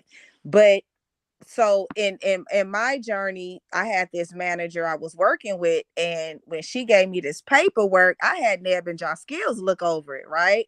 Mm-hmm. They immediately was like, no, you not signing that. She trying to take 50% of your publishing. She ain't right. She didn't write shit. Like, you know what I'm saying? So they were, I guess, with them working with Warren and getting that experience, and they had lawyers. That was one thing about it. They used to be on it. One thing I could say even about Warren G, he never took none of our publishing. It was always 50-50 as far as when he did the beat, he got 50 and then we split up the 50, but we never got taken advantage of in that aspect. Yeah. But it was other aspects where we got taken advantage of just in the business in general, where even Warren was like, he used to wear this shirt that said "Free Warren G" because because the label He was getting robbed. He was getting robbed. He was getting robbed. With was trash, and he was like trying to get out of the deal. So but yeah, so going, so now to answer to ask you another question about the business aspect, when did you really start learning about the business, or were you just only on the artistic thing? Like, what were some gems that you learned along the way? Well, so what happened with us is like, so Reggie, we kind of like, we didn't fall out with Reggie, but like once we linked up with Paul Stewart, you know, it was like the 90s was coming in, so it was a whole new ball game that Reggie wasn't really, he didn't really have the same connections with all of these, you know, like younger execs and so things like that. So it kind of, and then also they weren't really trying to have Reggie a part of what we were doing anyway. If a record company was signing us, they weren't trying to have us bring along somebody that knows the game. That, you know, exactly. Yeah. Yeah. There was in the highway robbery business at that time. It was madness. No, but and he fell back. He was like, you know, if y'all so I feel like that was our first mistake. We you know, we didn't have someone that was able to tell us about anything. And so there was so much other great stuff happening, like the fact that we got signed, first of all. And then on the creative side, when we were making this music, we were so engrossed in like mesmerized about in that whole world. And the record company was also along with us on that ride. We were all smoking weed together and having fun about the music. Yeah. Never discussed anything about business. Yeah. So cut to 2007, when I never received a publishing royalty. I mean, I never received a royalty. Delicious way out, man. See, I didn't make it. So you wasn't with ASCAP or BMI. You know, ASCAP I did, because, you know, on the publishing side, you know, you were getting it at the time. It was EMI, but we were supposed to get paid from the record company, right? I thought that was the deal, but we didn't. But I mean, it was a combination of me not caring at all about business because I'm meeting my hip hop idols. I'm on television. It was so much other stuff that I was focusing on, that the business part of it just didn't matter at that point. Like, honestly, that's the truth. At that age, being young, going on tour, you know, having girlfriends or groupies or what, all that stuff is kind of like, they call it the perks. The perks was like, it was a lot. And it wasn't until the perks were gone is when I was like, wait a minute, I think I was supposed to get paid. You know who else recently said that? Was Khalees. Khalees just was talking about how she didn't know Pharrell and them owned all her publishing until like she was making so much money when she was on tour. That she didn't realize that she was being ripped off until she got off tour and was like, hold up. I didn't know that. And she learned that Pharrell and Chad was like, they owned 100% of her publishing. She's still pissed off about that. Damn. I noticed. Go ahead. She was outspoken. She was outspoken about that. I'm sorry, Mario. I just want to tell you. No, keep going. Keep going. She was outspoken about that recently because she made a big thing about Beyonce using a sample of her voice on something. Whereas Beyonce was trying to break bread with her. Actually, she should let Beyonce do that. Right. But she's still damaged, man. That damage, like, it'd be really messing up our MC homies because, you know, even today, a homegirl from back in the day, she ain't my homegirl no more. It's all good. It's all good. Another rap friend of mine I tried to have on here, she's super bitter. And I hope you guys never allowed that industry to get in your heart and make you just become a bitter person, you know? Yeah. You know what I noticed over the years, especially being around these brothers from the beginning, is that the people that were writing the checks for the tours and all of that, they were keeping certain aspects. Like what I'm trying to get people to understand is that the people that you come up with that's going to jump in front of a bullet for you, basically, they were trying to keep that type of element away from the artist because it's easier to rob you. Yeah. And we were all kids, so like Lip knows, like when I'm out there with you guys, dude, I'm focused on getting the work done, checking everything. I don't give a shit about the show. Like, man, look, let's get home safe. That's my attitude. And to keep elements like that away from people who actually, because these guys get on stage, man, they're totally focused, and then they come down and look, it's like people, oh, you're just trying to kiss everybody's ass. I'm like, nah, man, this is a machine. And every machine has parts, and all the parts have to be oiled and just play your part. People are trying to play everybody else's part, and it falls apart. And they put other people in position so the machine can only go so far. And I think that was the biggest thing that kind of sunk a lot of groups, is that they didn't have their true G's around them to protect them, the peripheral. Because see, I'm not. Adding on to that, I learned that on purpose the labels would divide and conquer. Like they would keep have their ear in different artists' ear. Did you guys have that experience? 5 Footers too. Did y'all have the experience of eventually execs getting in y'all ear and you should go solo and take that dinner nut, or you know what I'm saying, playing the devil for real? Yeah. You're the devil's playground. Yeah, that's what I was thinking. It is because it's all one big party when everything is going good. And so within that, and then that kind of like festive, like frolicking environment, it's like a lot of tricks are being played because it's all good, right? You're having a party, we're going to the next party, take a little sip, and and not really talk about what's real, Yeah. I didn't even really drink when I was out there because somebody had to be fucking sober, bro. And that's the one thing, the reason why Trey pulled me in, and RZA and a few other artists I've been out there with, is because I stay focused. Now, once the show's over with and everything is put away, all the instruments are stored, I get to have my fun and enjoy some of the perks, but I still have to get up at 0100 to make sure the bus leaves on time, stuff like that. And there are people literally in the industry that pay attention to guys like me because I love my people first and foremost. This is my family.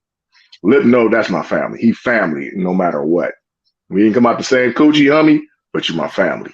Right. And I look at all of them, all of y'all, as brothers and family. If I bleed, y'all bleed. If you bleed, I bleed. If somebody, Red know, Tomico know, y'all know my heart at the end of the day. And this is what I mean about, if you want to really grow strong, is to have that element of that circle that can be moved by no outsiders. Family. That's why Jay-Z blew up. Because at one point that circle was unmovable and nobody outside could be eaten. They may be in your ear, but our bond is different. So they throw the drugs, they throw the alcohol, they throw all that stuff in there to keep everybody distracted. You know what? While they make millions. Sorry. You know No, what, you you and I had a conversation about that back in the 90s. We talked about what was really going on in real time with you and those contracts at that time. You became aware and you were very frustrated with that. And I think that was partly, I remember that was partly why you were willing to leave the group. It was because you realized some of the paperwork wasn't straight. Yeah, it's hard because everybody has to be on the same team to unify to speak the truth to the power. Like one person can't do it because the other person will be like, "Hey man, your homie's talking crazy." Yeah. And I don't go ahead, please. I'm sorry. Ahead. No, go ahead, FATLIP. I'm sorry. But also with the whole independent thing you're talking about, Jay-Z, it's funny how they always mention that like they didn't even get a record deal. So they like their strength came from them being independent, but that independence only was because nobody wanted to sign them at the time. So that's the irony of it. It's like, you know, I would just remember wanting to have a record deal because that was the, that was like the ultimate success. But as it turns out, if like it's much harder work to be independent, but then and learn the business, but also be creative at the same time. But boy, when you put those two together, shit, that's It's So a freight train. was it the group? Was it actually the group members? Was it the group members, or was it the actual record label that you fell out of love with that made you be like, I'm done? Or was it just a combination? Yeah, it was a combination. We were all tripping in our own way because it's just like ego, insecurity, just being a weird creative person, a group of weird creative people together. That's going to be some sort of a circus. And and then when there's money involved and people, that's just going to be a circus. But I mean, for me, like say for instance, Imani and Roman were the first ones with children. Like they were the first ones to have children. So, and when they had kids, they were looking at this as a career. I have to admit, I never looked at this as a career. I remember a friend of mine was like, she was like, "What about your career?" I was like, "What are you talking about career?" And then and like I never looked at a career. I just used to smoke weed and try to be as creative as possible all day. And the mistake was, or the mistake was, or the misbelief, I should say, was that you don't have to smoke weed all day to be super creative. You can be aware of your taxes and aware of your contract and still be creative. At the time, I didn't think those two things were possible, and so yeah, so I ignored all of us. We all ignored the business side. So it's not to blame the business because the business does what it's going to do. Everything. I do hold them accountable, and I do blame them because I know they were fully conscious of they knew that the youngsters that they were signing, which was our age group. Yeah. Everybody was like between 19 and 22 years old. Like they knew we didn't know no industry business, no laws and all that stuff. And I didn't think it was by accident. I mean, I've had this conversation with Snoop Dogg himself. Yeah. I was like, they keep you high, bro, so you don't pay attention to your contract. They keep you high all the time. Kept us high. Yeah. Yeah. Oh yeah.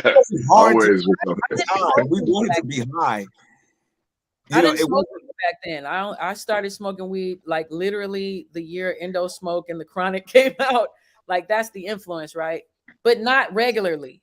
So I was still more so of a square. So I was around y'all.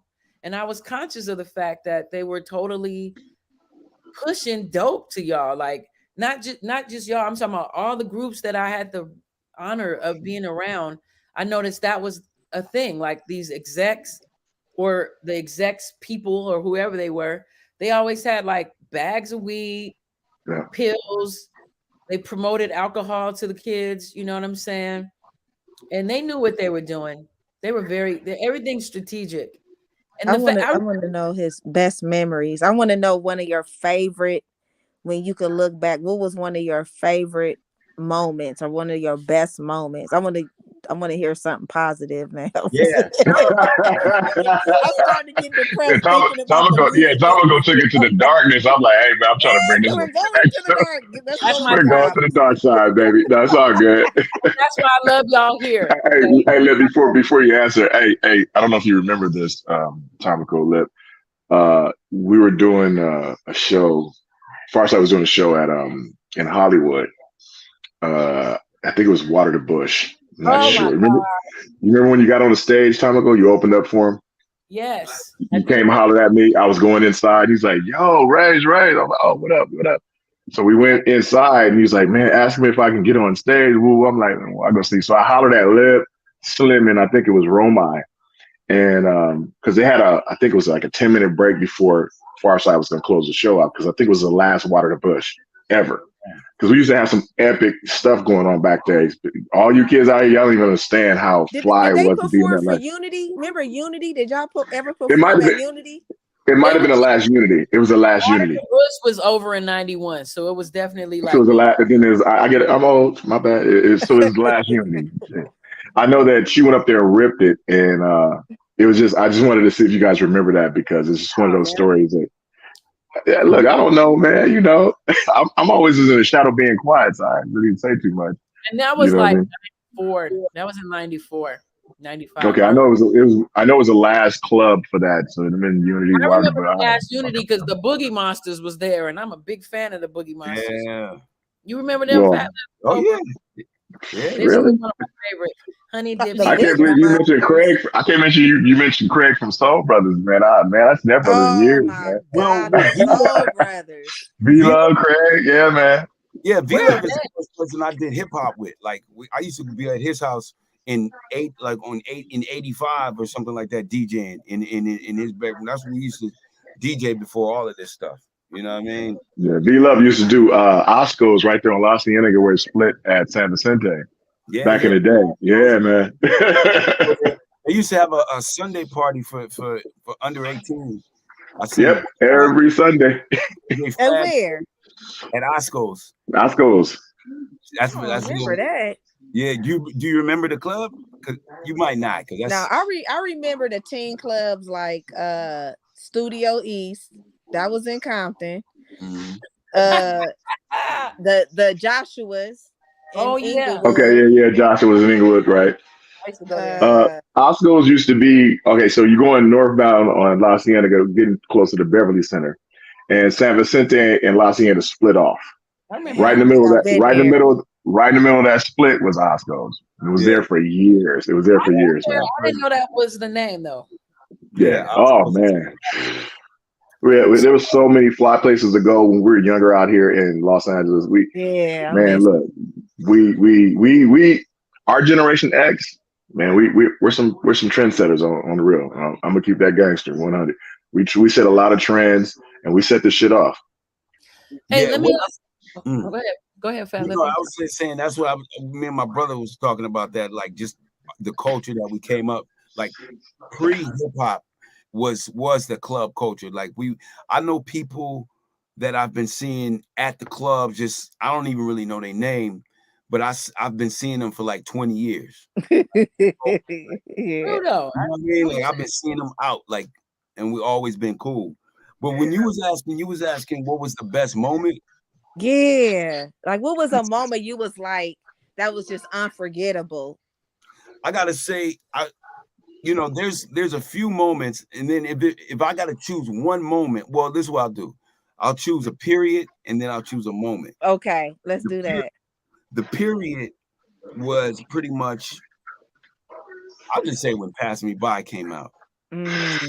Wow! Like when we made that into a single, because prior to that, Your Mama was the single, and we were happy that we had got a record deal, but it wasn't what I imagined it to be. We were doing shows, we was putting in a lot of work, but just the entire experience wasn't what I imagined it to be. Like, but when "Passing Me By" came out, it just felt like this was the song that should represent what we were doing, and it was received so well from everybody. Seemed to love that song. Yes, and it was just so when that was working.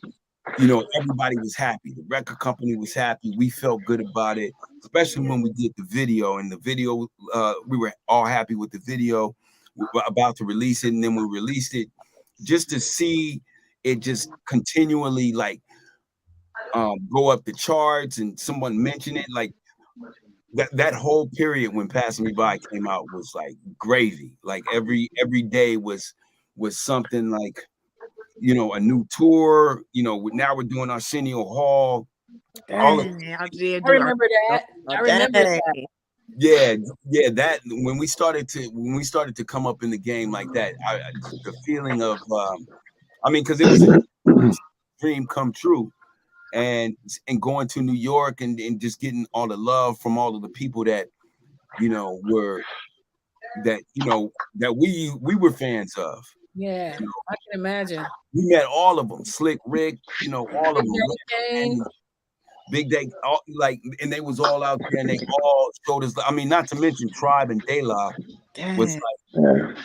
One time we was at the house, and then somebody was like, "Yo, come upstairs. Somebody want to talk to you."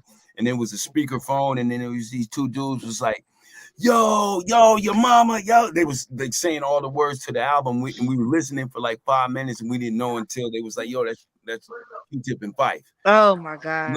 Shit. And then we went on tour with them to Japan. So that whole period was just surreal. It was a dream come true. You're going there. You haven't hit the plateau. You're like going toward the. I get it. That's the dope feeling. I remember being with Skilo when he was going through that beginning process, like when he got the deal, when he did the video for I Wish, and then the blow up.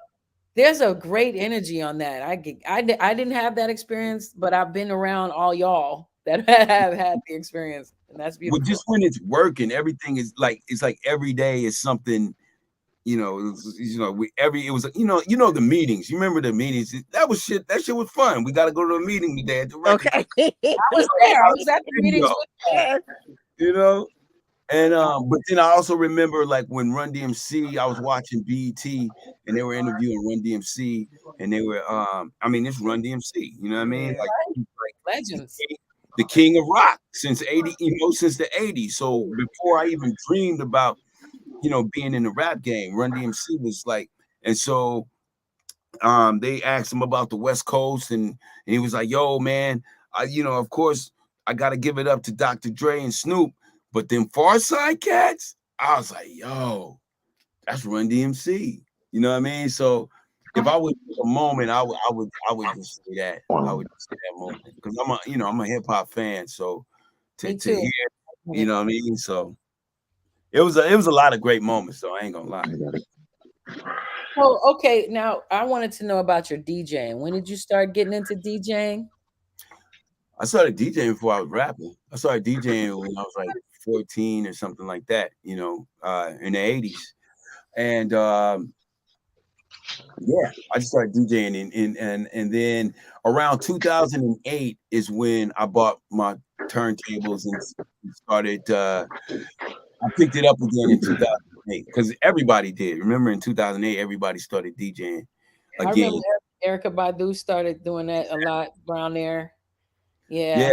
It's just another way you stay connected to the music, to stay connected to the people, and feed yourself. And feed yourself. Yeah, man. I love DJing. Like I love seeing people having a great time at a party. Like So but I started that before I was rapping. Okay. Hey, Lip, what was the struggles like when you first started, brother? When the Pharcyde first were going on? Because I have my personal stories, like dropping boxes of cup of noodles off at the Manor because I know how hungry people were. I'm talking about cases of cup of noodles. About the Pharcyde Manor? I must be the only person that didn't go to the Manor. Everybody got stories about the Manor. Manor was lit. Yeah, they was always on tour too, man. So, you'd be lucky to catch somebody there. I think my struggles was all pre Pharcyde.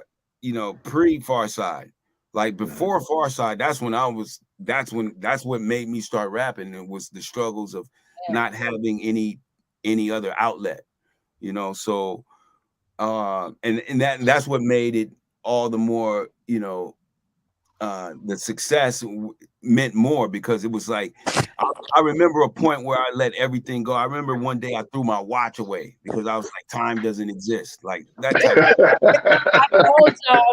I think everybody went through that because I stopped wearing a watch. It was very philosophical. He's very philosophical.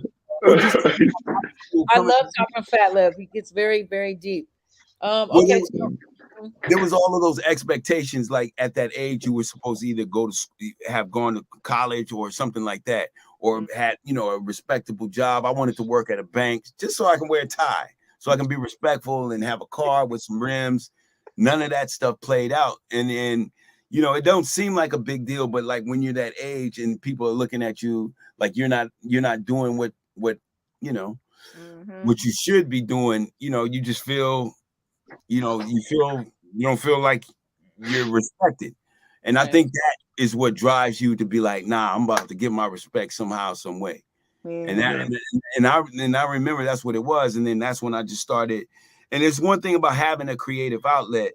You can, like, I remember writing these rhymes, and then when they were getting good, I would just be entertaining myself. I was in my own world. You can go into your own world, like in your own creative space, and just entertain yourself. Just like, damn, that shit is dope, and then got to a point where I was like, I knew, because I was like looking at these rhymes, I was like, oh nah, this shit gonna work. And then from then on, but still not having no success or nothing to show for it, I knew that something was gonna happen. I had gave myself that confidence just by putting in the work and learning the craft, which was rhyming. And it just so happens I could do it. I was raised in the church. I've been around music my whole life. My mother, was a musician and things like that. So I'm pretty sure that helped. But it's almost like I found my purpose or something that I was good at. And when I was doing it, it was great because all the people that were, even including my family, my brother, to this day, I always have to thank him because he's one of my biggest inspirations, because he was one of my biggest haters, as big brothers are often, you know what I'm saying? Like, but it was like a lot of my thing was like, I'm gonna prove this to my family that's calling me a loser or whatever it was that they were saying when you weren't doing what you were supposed to be doing. And so, I'm doing what they thought you should be doing. Yeah. Maybe that self-deprecating writing came from some of like your family putting the bar up here and you feeling like you're here. So in your own jokey way, you kind of would make fun of yourself in a way in your rhyme. Yeah. No, I think you removed the bar, bro, personally, because what I realize is our music is our therapy, because a lot of us can't afford therapists. Well, we can afford certain things to have an outlet, because Pharcyde music became my therapist. And I think a lot of hip hop artists became a lot of our therapists. They probably saved a lot of people's lives. Oh, it definitely saved lives. Changed a lot of courses, and we can't just like not look at that. And like I said, once mental health is real, and if you find something that's, I would say, cost efficient for you to get some therapy without divulging your information to a stranger, yo, man, that's my hip hop. That's why I love her. Diving in on that, Lab Cabin, California. Okay. Woo-wee. I at the time never heard of Jay Dilla. Okay. But I remember seeing an interview with you and the guys, and y'all had like, I think it was when he first passed in like 2009 or something. Mm-hmm. I was like, what? Yeah, he man. did Pop and Running. Yeah. Yeah. My favorite, haven't found my way. I can't remember. On the way. There's a lot of music that Pharcyde did with Dilla that didn't get released. So yeah, you guys did a lot of music. You guys did a lot of music with him, man. Yeah, man. So working with Dilla, how did that happen? He's out in Detroit or something, right? Yeah, but we'd actually went to New York to work with, everybody who we wanted to, because we had a budget at that time. So they were like, "Who you want to work with?" We want to work with Premier, Q-Tip, Large Professor. It was Q-Tip that passed it. That's what turned you guys a Dilla. That's what happened. I remember that. Oh, okay. I don't know. I think he was working on something else, so he didn't have time. But he was like, I know this guy, and he gave us a CD. And at the time, it was not Jay Dilla, it was JD. That's right. Jermaine Dupri stole his name. Yeah, good. And then I don't like Jermaine Dupri. I'm sorry. Come on, man. I work with Jermaine Dupri. I don't like Let it go. Let's stay on FATLIP, man. Let's stay with it. Go ahead, man. Hey, that's for the Jaguar White Show. Okay, anyway. But no, we was in New York, and then we recorded Running and a bunch of stuff before we even met Jay, because I guess he was still in Detroit. And he was just passing his beats around and got one of Q-Tip, beat tapes around, and Q-Tip gave it to us. And so yeah, we probably had recorded a bunch of stuff before JD even knew who we were or whatever, So we recorded Running, Drop, all in New York, and then when we came we stayed out in New York for a couple of months to work on songs, work with Buck Wild, a bunch of producers. We finally came back to LA. Yeah, and, finally came back to they flew Dilla out to LA. And you know, he was just like low key, like very low key, always in the studio, always on the MP. By that time, we was kind of in celebrity mode, you know. I had the Q45 then, and I was really good in those years. I think Ro had the Lexus. Yeah. At that time, we wasn't really talking about music as much as we were. We was talking about y'all was rock stars, bro. Well, really, I'm telling you, they're the Beatles of our times, for real. Man, to us, yeah, real shit. So did you guys? Okay, so let me move. Okay, so Running and Drop were my absolute favorite off of Lab Cabin. Whose concept was it for the video for Running? I think that was Block, who he directed it and he did the album cover for Lab Cabin. Okay. So I believe that was his idea. For those who don't know in the audience, Running's concept basically is like, what if the black people were the masters and the white people were the slaves? Yeah. And I thought that was like, damn, ain't nobody at that time. That was like a very interesting concept. Yeah. We got Pascal out here. He says West West with the prayer hands. And that's right. Love the Running demo version. One love to the Good Life MCs. Yeah. Yes, sir. Yes, sir. Much respect. Yeah, Pascal. Yeah. And FATLIP, did you ever have like an all-out battle with some? Who were some MCs that you literally like just battled? Hey You is a freaking genius too. He says Hey You. He loves that song. Oh man, that whole album is off the chain. To me, no shitting on the first album. I'm gonna just be real. I mean, I like the first album, but when I first heard Lab Cabin, bro, when I was watching you guys make that album, yo, man, let me tell you something. You guys stepped up into a whole nother realm of waking motherfuckers up. Wake up. Devil Music is one of the dopest songs lyrically. Period. You don't know that album? Go check it out. Yeah. So that shit changed my life completely. Devil turned my head around. That was one of the. Your music has such an influence and inspires so much that anytime I see you, I'm taking you out to eat. Like it's my treat. Oh, I got a free meal for life. You say? Oh, hey, look, should I take you to Nobu, bro? Yes, sir. Anytime I'm in LA and you want to go to dinner, we going there. I love What's Up FATLIP too. Like I love your solo music. That's just dope. That shit is dope. It's very clever. You know, I'm a sucker for some jokes and some music and some rhymes. And What's Up FATLIP is truly I don't know how to even, it's just champagne. It's just like, it's one of the dopest songs. And your video concept also was very dope. Spike Jones. Again, shout out Spike Jones. Yeah. Spikey. You say, who did I battle? Yeah. Did I battle? Right. Is this something you heard about or? No, I just want to know.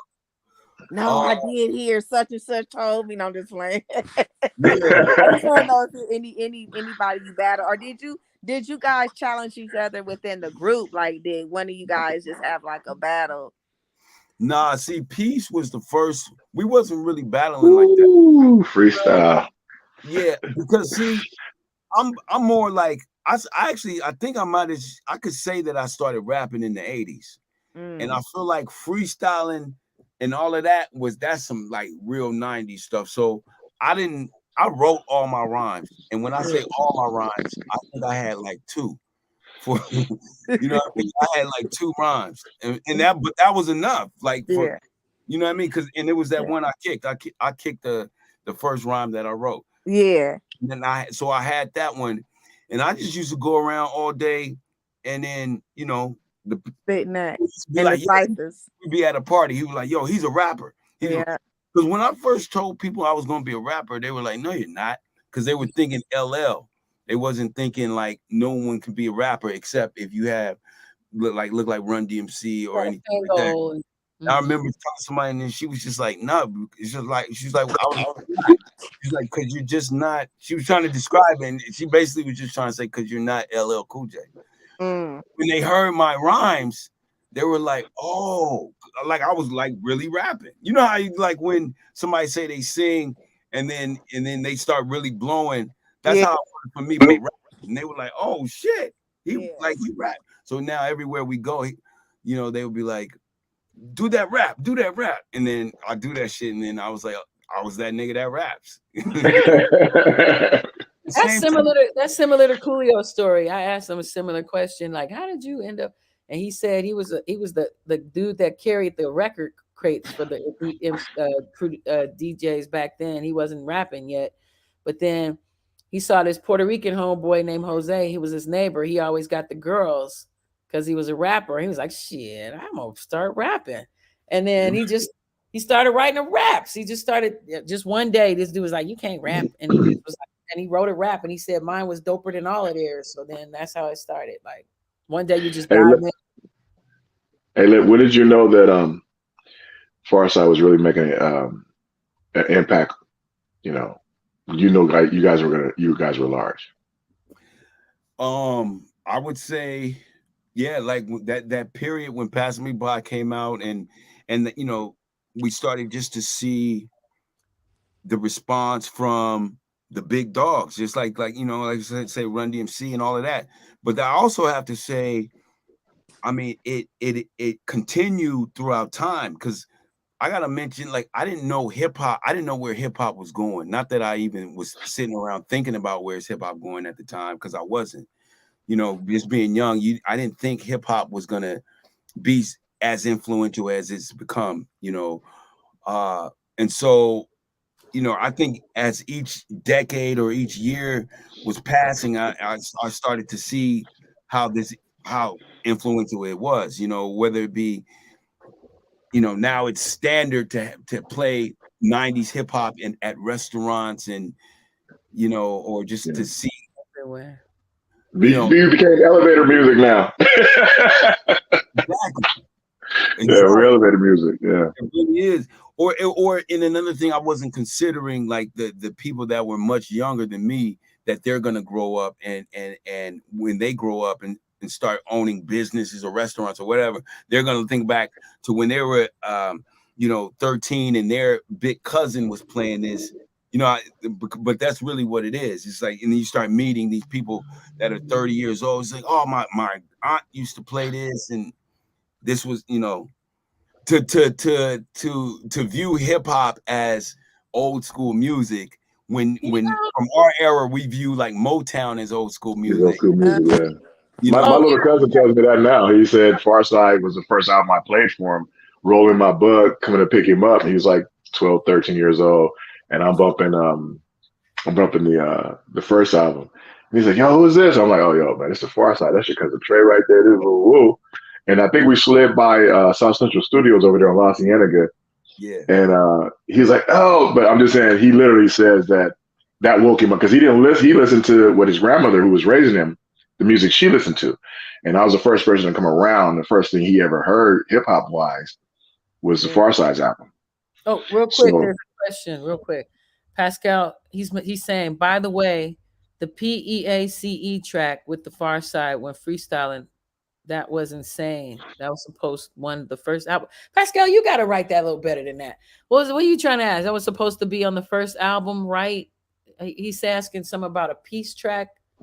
You gotta forgive him. He nervous. FATLIP, the amazing FATLIP is on here. He's shaking. Pascal, you gotta write that again, bro, so I can understand what you're asking. But please do. I wonder, is he talking about Jay Swift just released like an unreleased Pharcyde track, My Man. I don't know, it wasn't called Peace. I don't know. I don't remember. I don't know about that one. Pascal, just write it again, honey. Yeah, I was supposed to. Jay Swift just did a video like a month ago or so. Yeah. And I was supposed to come to LA to hang out with him and do that. When But is the Pharcyde documentary coming out? We're gonna talk about Jay Swift on Monday. That's coming. Pharcyde documentary coming. Yes. It is coming, actually. Yeah, we've been in this whole past year, we've been just brainstorming on all of that. So yeah, so it's definitely has taken a form. so I'm far. glad you asked that, Cobra, because I did ask Trey and Fatlip about that last year. And We do know the title though. That's what we do know. what, the Pharcyde documentary? No. Passing me by. The The Bizarre bizarre Ride. ride. That'd be dope. That'd be dope right there. Right, right. Is it called the Bizarre Ride? Nah, it's called Pharcyde, formerly of the Pharcyde. Speaking of which, I was noticing that the I Pharcyde is already know, bro. I already know. okay, so guys, I'm talking to the audience now. So audience, last year or this year that's 2022 was long as shit. I don't know. But you guys went on tour earlier this year, and I noticed you guys were spelled the Pharcyde, right? Yes. And so now that I've been seeing promo, I'm looking at the original spelling again. So are you guys, you and Imani and everybody, y'all all like working something out or what? Can you talk about that? Yeah, we could definitely talk about it. I mean, basically, to be honest, no, you know, niggas about to break some shit down. To be honest, Actually, no, okay. hey, my children, hold up. Hey, With the mute, but you go ahead. can- Go ahead. No, go ahead. You can sit down. No. So when we started the tour, we wanted Brown to be a part of the tour because everyone wants the whole Pharcyde. But Brown didn't do it, and he has his reasons. You know, his reasons I can't say are invalid. You know, he has his reasons. But at the same time, he in 2012 registered the name Pharcyde to himself. Oh, Why he you trademarked it? Why you do Yes. that? You know that ain't right. Yeah, he trademarked it, and it was a time when we started doing Bizarre Ride. When he saw, in my opinion, this is why he did it, because he saw me, Trey, J Swift, and LAJ and Delicious Vinyl for the first time in years start to move and do shows as A unit. anything close to Pharcyde. Because before that, this man was running with the Pharcyde, doing whatever he wants, sell merch, anything. Like he was really just commandeered this entire thing. And then so he trademarked the name Pharcyde, and you know, it just so we didn't know the law, and so we thought that he actually owned the rights to the Pharcyde, and he does not. We all created the Pharcyde. The law says is whoever owns it. It's called first in use. Whoever created it first, whoever used it first in public, those are the owners. All four of y'all actually. So all four, yeah. But he was taking advantage of a shadow area where nobody was paying attention. Nobody was paying attention. Nobody knew the law. So, and nobody wanted to hassle. So when it came down to promoters, everybody was like, oh, he owns the name, so we can't use it. And so the booking agent was saying, so we had to come up with a derivative. That was clever. That was very clever. Spelling it. You would be surprised how hard it was to sell that shit too. Because I don't know if y'all can see the comments or whatever. People are making comments and stuff. So yeah, the Pharcyde instead of Pharcyde. And let's see. Pascal. Okay, he says, sorry, people. Pascal. I think you're in Pascal. What country are you in? Okay, I was waking up. Put the weed down, homie. Okay, so he says, so there was a track with Peace from Freestyle Fellowship freestyling with you guys. FATLIP said it was like a skit. Was it like you remember? I mean, Peace? I know Peace was on Pack the Pipe. He was on Pack the Pipe. Now I gotta go read that. He might have been in the studio for Oh Shit too. It might have been around the same stuff because he was always in the studio with us. And we was all in there, Quentin and everybody. Oh my God, Quentin! Shout out to Quint. Quentin's on the way. That's a real thing, y'all. I'm gonna save the Quentin story for when J Swift is on here. I'm gonna save the story for when that's a real guy and a real thing. I didn't know it was a real dude. Like I just thought it was part of a skit until he was at my door. He dropped J Swift off at my house one day. Nah, man. We're man. I love my outer space days with that guy. Do you still talk to Quentin? Do you know Quentin now? You know, everybody just kind of like, you know how it is. Everybody go their own ways and handle their own. You know, I barely talk to any of these niggas. I'm never talking to any. You know what I mean? You were just on a tour with them for like a few months, so I know y'all was, you know. Yeah. No, actually, it was funny because when we first started, like the first couple of cities we was driving to, it was quiet as hell. And Suave was driving. He was like, "Man, y'all ain't talking." Damn. Niggas was nervous. Niggas was nervous. No, I think cats was still in their head thinking about stuff, but then after the first couple of shows was going good, and you know, everybody started to loosen up, you know. But yeah, but that's been like a year since we've been, you know, working together to try to see what we can do next, you know. So we, you know, we in the swing of things now. Well, I'm very proud of you. I know I've been saying that, but I mean that sincerely. Like, I appreciate it. You're a survivor. Yeah, same here, brother. Same here. Survivor. Race, I'm gonna need you to get ready for the next one. I'm up. My wife has already moved out into the new room. Like, we have a whole nother thing popping off. We're all good. We're all good. Whenever look, first and foremost, man, let me tell you something. There's very few people listening to this. I realize how how small our circle is, but how big the world is. So if we were in contact at any moments in these times, look, I don't even half the time I have no idea how I end up in some of the locations I ended up in. So no. That's why I came in and said, bro, I know the travels, I know the struggles. And that's enough said right there. Did you go out the country with them, or you just did like the American stuff? American stuff. So it was enjoyable, and a lot of shit was for free. So I was broke. We're all broke. We're all broke. So at the end of the day, you didn't do it for that. You did it to protect your cousin. I didn't give a shit. I did it for my family. Whatever I did for them. Trey is Ray's cousin, by the way. They're blood. I was trying to get him on the phone too. I tried to get him on the phone, but he's doing daddy duties.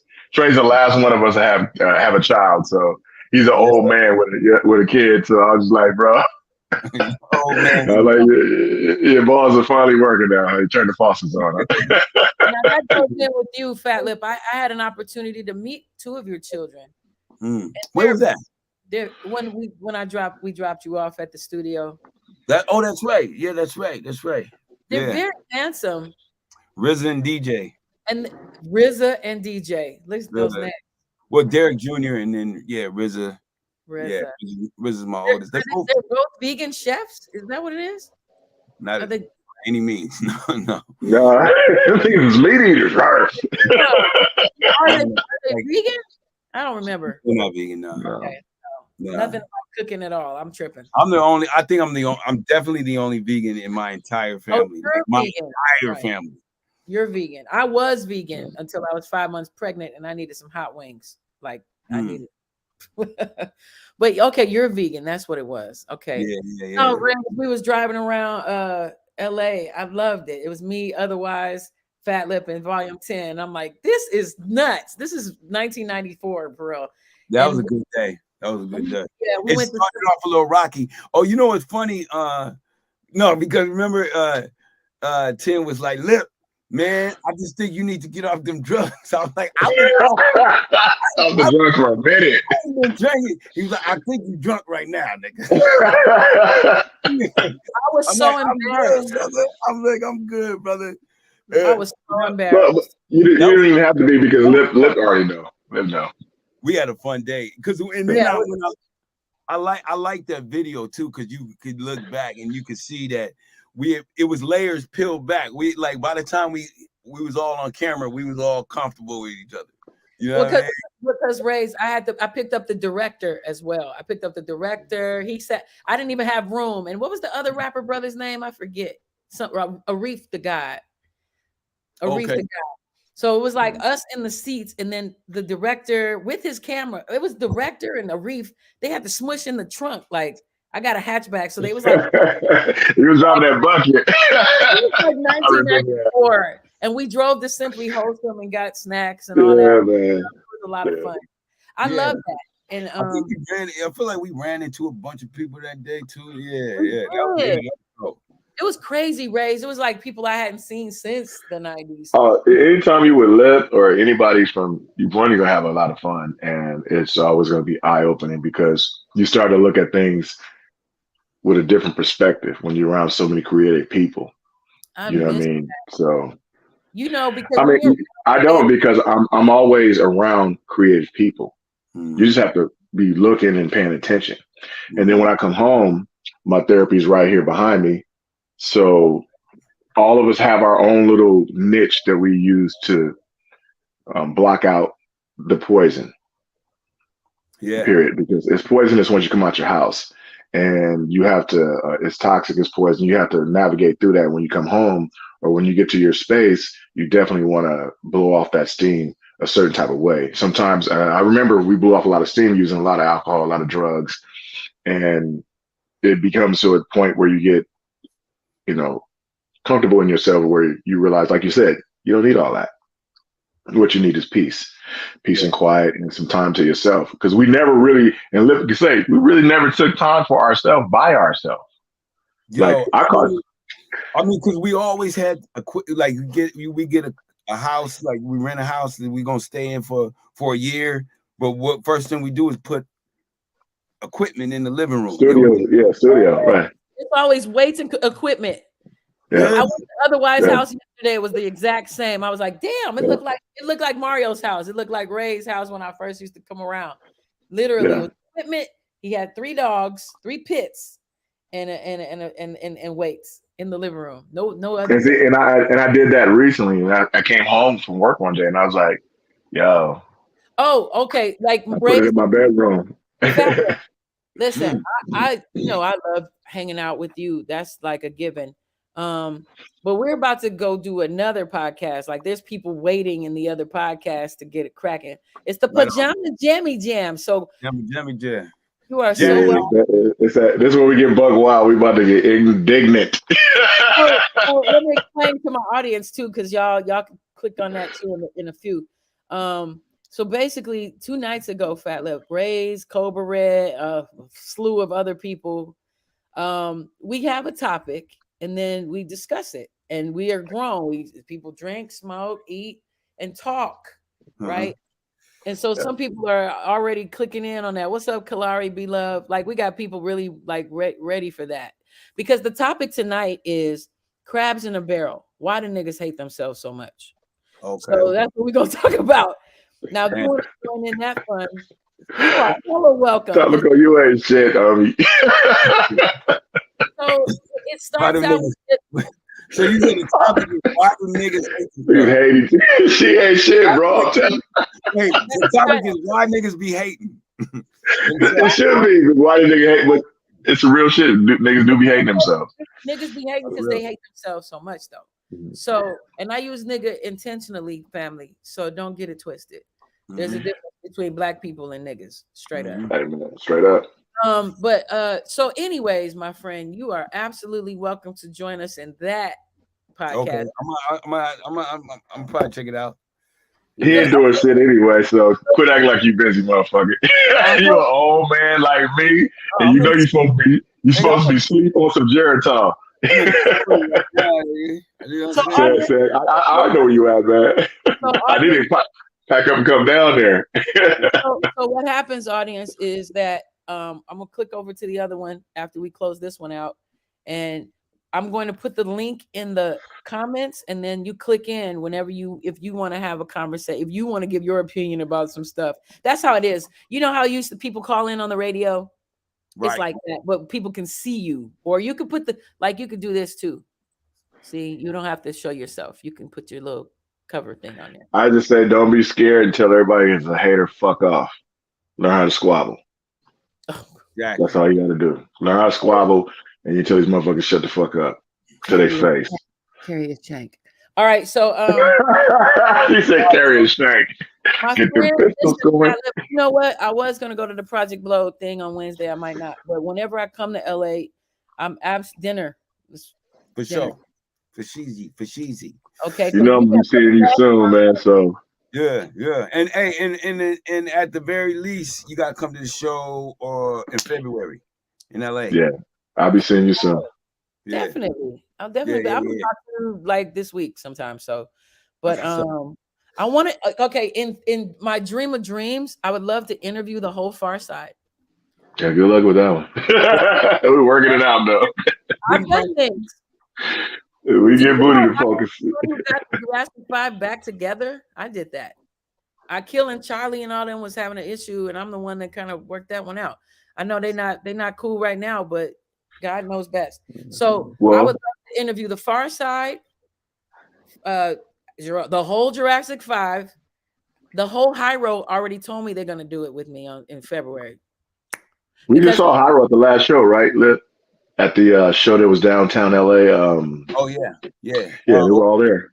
next Opio, year, Opio was there. Opio was there. next year is the 30th anniversary of Infinity, 93 to Infinity. Ain't that crazy? No, I'm glad. I'm glad we're able. How about this? Aren't you glad to be able to say that? I'm How many amazed. of us? How many of us that came up with us ain't here to say that? So next year So is the 30th anniversary. So they're gonna be doing tours and stuff. So they're gonna bless me with the whole High Road. And then so I love Jurassic, Freestyle, Fellowship, Pharcyde, and High Road. Those are like the major West Coast acts. Man, speak I it think into, I'm ready for that. speak it into existence. Speak it into existence. I Let's say, do it. oh, I say. Remember, it's called spelling. Let's spell that out. I Straight say, up. that's what I Let's want. cast that spell. 2023. So FATLIP, I'm gonna get off of here with you, brother, all right, because it's appreciate been you. 2 hours and I Hey, don't bro, know. I love you, man. I'll see you soon. Yeah, yeah, I'll see yeah. you soon, brother. Hey, I wait, got you. when can I watch this? Can I watch? And is it only live? Is it on? No, you go to Tamiko's show and I'm gonna post it on I almost said post it on FATLIP. Post it on Facebook. Yes, okay. this is gonna be on this is all the interviews I've done are on my Tamiko show channel. Oh, And dope, dope, dope. I'll send you a copy or whatever. All right, cool. And it's gonna be on I'm on iTunes, Google podcasts, I'm on Amazon Music, I'm on all of that. So you can listen to it as well. You can listen to it in other countries. But if you want to see this, just click on YouTube and type in Tamiko Show. I'm gonna do that. As soon as when? When can As soon as I click in broadcast. Okay, so I can do it like and I can listen to it in like the next 30 minutes or something. Yeah, so for the audio, I have to download it and do all that. So that's later tonight. Right. I got the video. But this is on YouTube right now. Oh shit. Yeah, go on YouTube, click in Tamiko Show, and there's a space that there's, it has show, whatever. Click on lives, and all the lives I've done with J-Ro, Voodoo, everybody is on there. The one I just did, the most recent one with the brother from Acid Rain, Beyond. Do you know them? Oh no, I was in the Chocolate Rain. Acid Rain. His partner Gaja passed away a few months ago. Okay. Yeah, that was a heavy. Wait, didn't they? I think they did a show the same time Opio was there. Because I kept listening to that name you saying, Tom. I'm like, they were at that show performing. They're dope. They were performing at that show that you guys did out here in LA when Hyro was there. Yeah, I believe they were one of the acts. Yeah, I believe they were one of the acts. Acid Rain. Yeah, they're super dope. Oh, okay. You can see it on my. You can see it on my channel, FATLIP. You'll see the one. The brothers just passed away. Yeah, I didn't even hear that. That's rest in peace to the brother. Yeah. Beyond talks about that in detail in our interview, so you can check that out. That's the one I just did. When was it? Saturday or Friday? Saturday or Friday. So I'm let's still get tripping that Coast Contra is Razzcast kids, man. Like what? Those dudes, look, I'm an old guy, but when I saw those young brothers perform, yeah, man, I had tears in my eyes because it brought me back to my youth. These brothers are dope. I gotta all capital letters. Post Contra. I gotta play it now. Shit. They're dope. They're dope. All right, I didn't know that was Razzcast kids. Yeah, but it makes. Hey, wait. Let me ask you this: do you know who's the son of? Wait, do you know who's the father of Rappin' Forte? Rappin' Forte? No. You know who his dad is? Who? Bootsy Collins. Get the fuck out of here. What? I mean, now look, now that you had Bootsy? now that you had that information, player of the year. No! Are you It ain't hard to believe. It ain't hard to tell. That's that okay, real. okay. I can connect that. I can connect that. That's Yeah, real. man. I did the research too. Somebody told me, but then I had to do the research and then, but yeah, that's just. They did a song together. They ended up doing a song together. You think? I would. Shit, that was my pops. Shit. You know, I did a photo shoot with rapper Forte. I thought he was a pretty cool cat. He kept calling me beloved. I bet he did. Beloved. Don't listen to me. Smooth. I got pictures. Don't listen to me. Hey, Anyway, let's get this done. We are So I get 15 to minutes late for our other Hey, thing. Lip, I love you, man. Wait. West, y'all. West. To our audience and FATLIP. Okay, so if you want to join us, FATLIP, all you got to do is go to my page, Tommy Co Show on YouTube, and we'll be there live. Just click it, and we're there. And if you want to give a shout out or say your points of view about Crabs in a Barrel, I'm gonna have the link in the comments. Blah blah blah. So just go check it out. And let me conclude with thank you so much for your time. All right, Thanks for setting it up. No exaggeration. You're absolutely one of my favorite rap artists of all time. Thank you. Of all time. Legend. You're a legend. That's all I can tell you. Honor to know you. You still ain't shit. Honor to know you my personally. Brother. Okay. Yeah. Much all love. right now. One love. Happy holidays too. Hey. All right. So let's get on over to the other one, Mario. All right, click off. All right. Thank you, audience. Listen, right now we're about to do another podcast. So check us out on Crabs in a Barrel on Tomiko Show. All right. So come on, audience, come on over there. We're about to make it pop off. Wait, Rays, don't forget to go. Oh, he already left. But I was gonna tell him to go to his email and get the link. But let's go on over there and see what's popping. All right. Peace, y'all. Thank you for tuning in for one more episode of the Tomiko Show. Peace.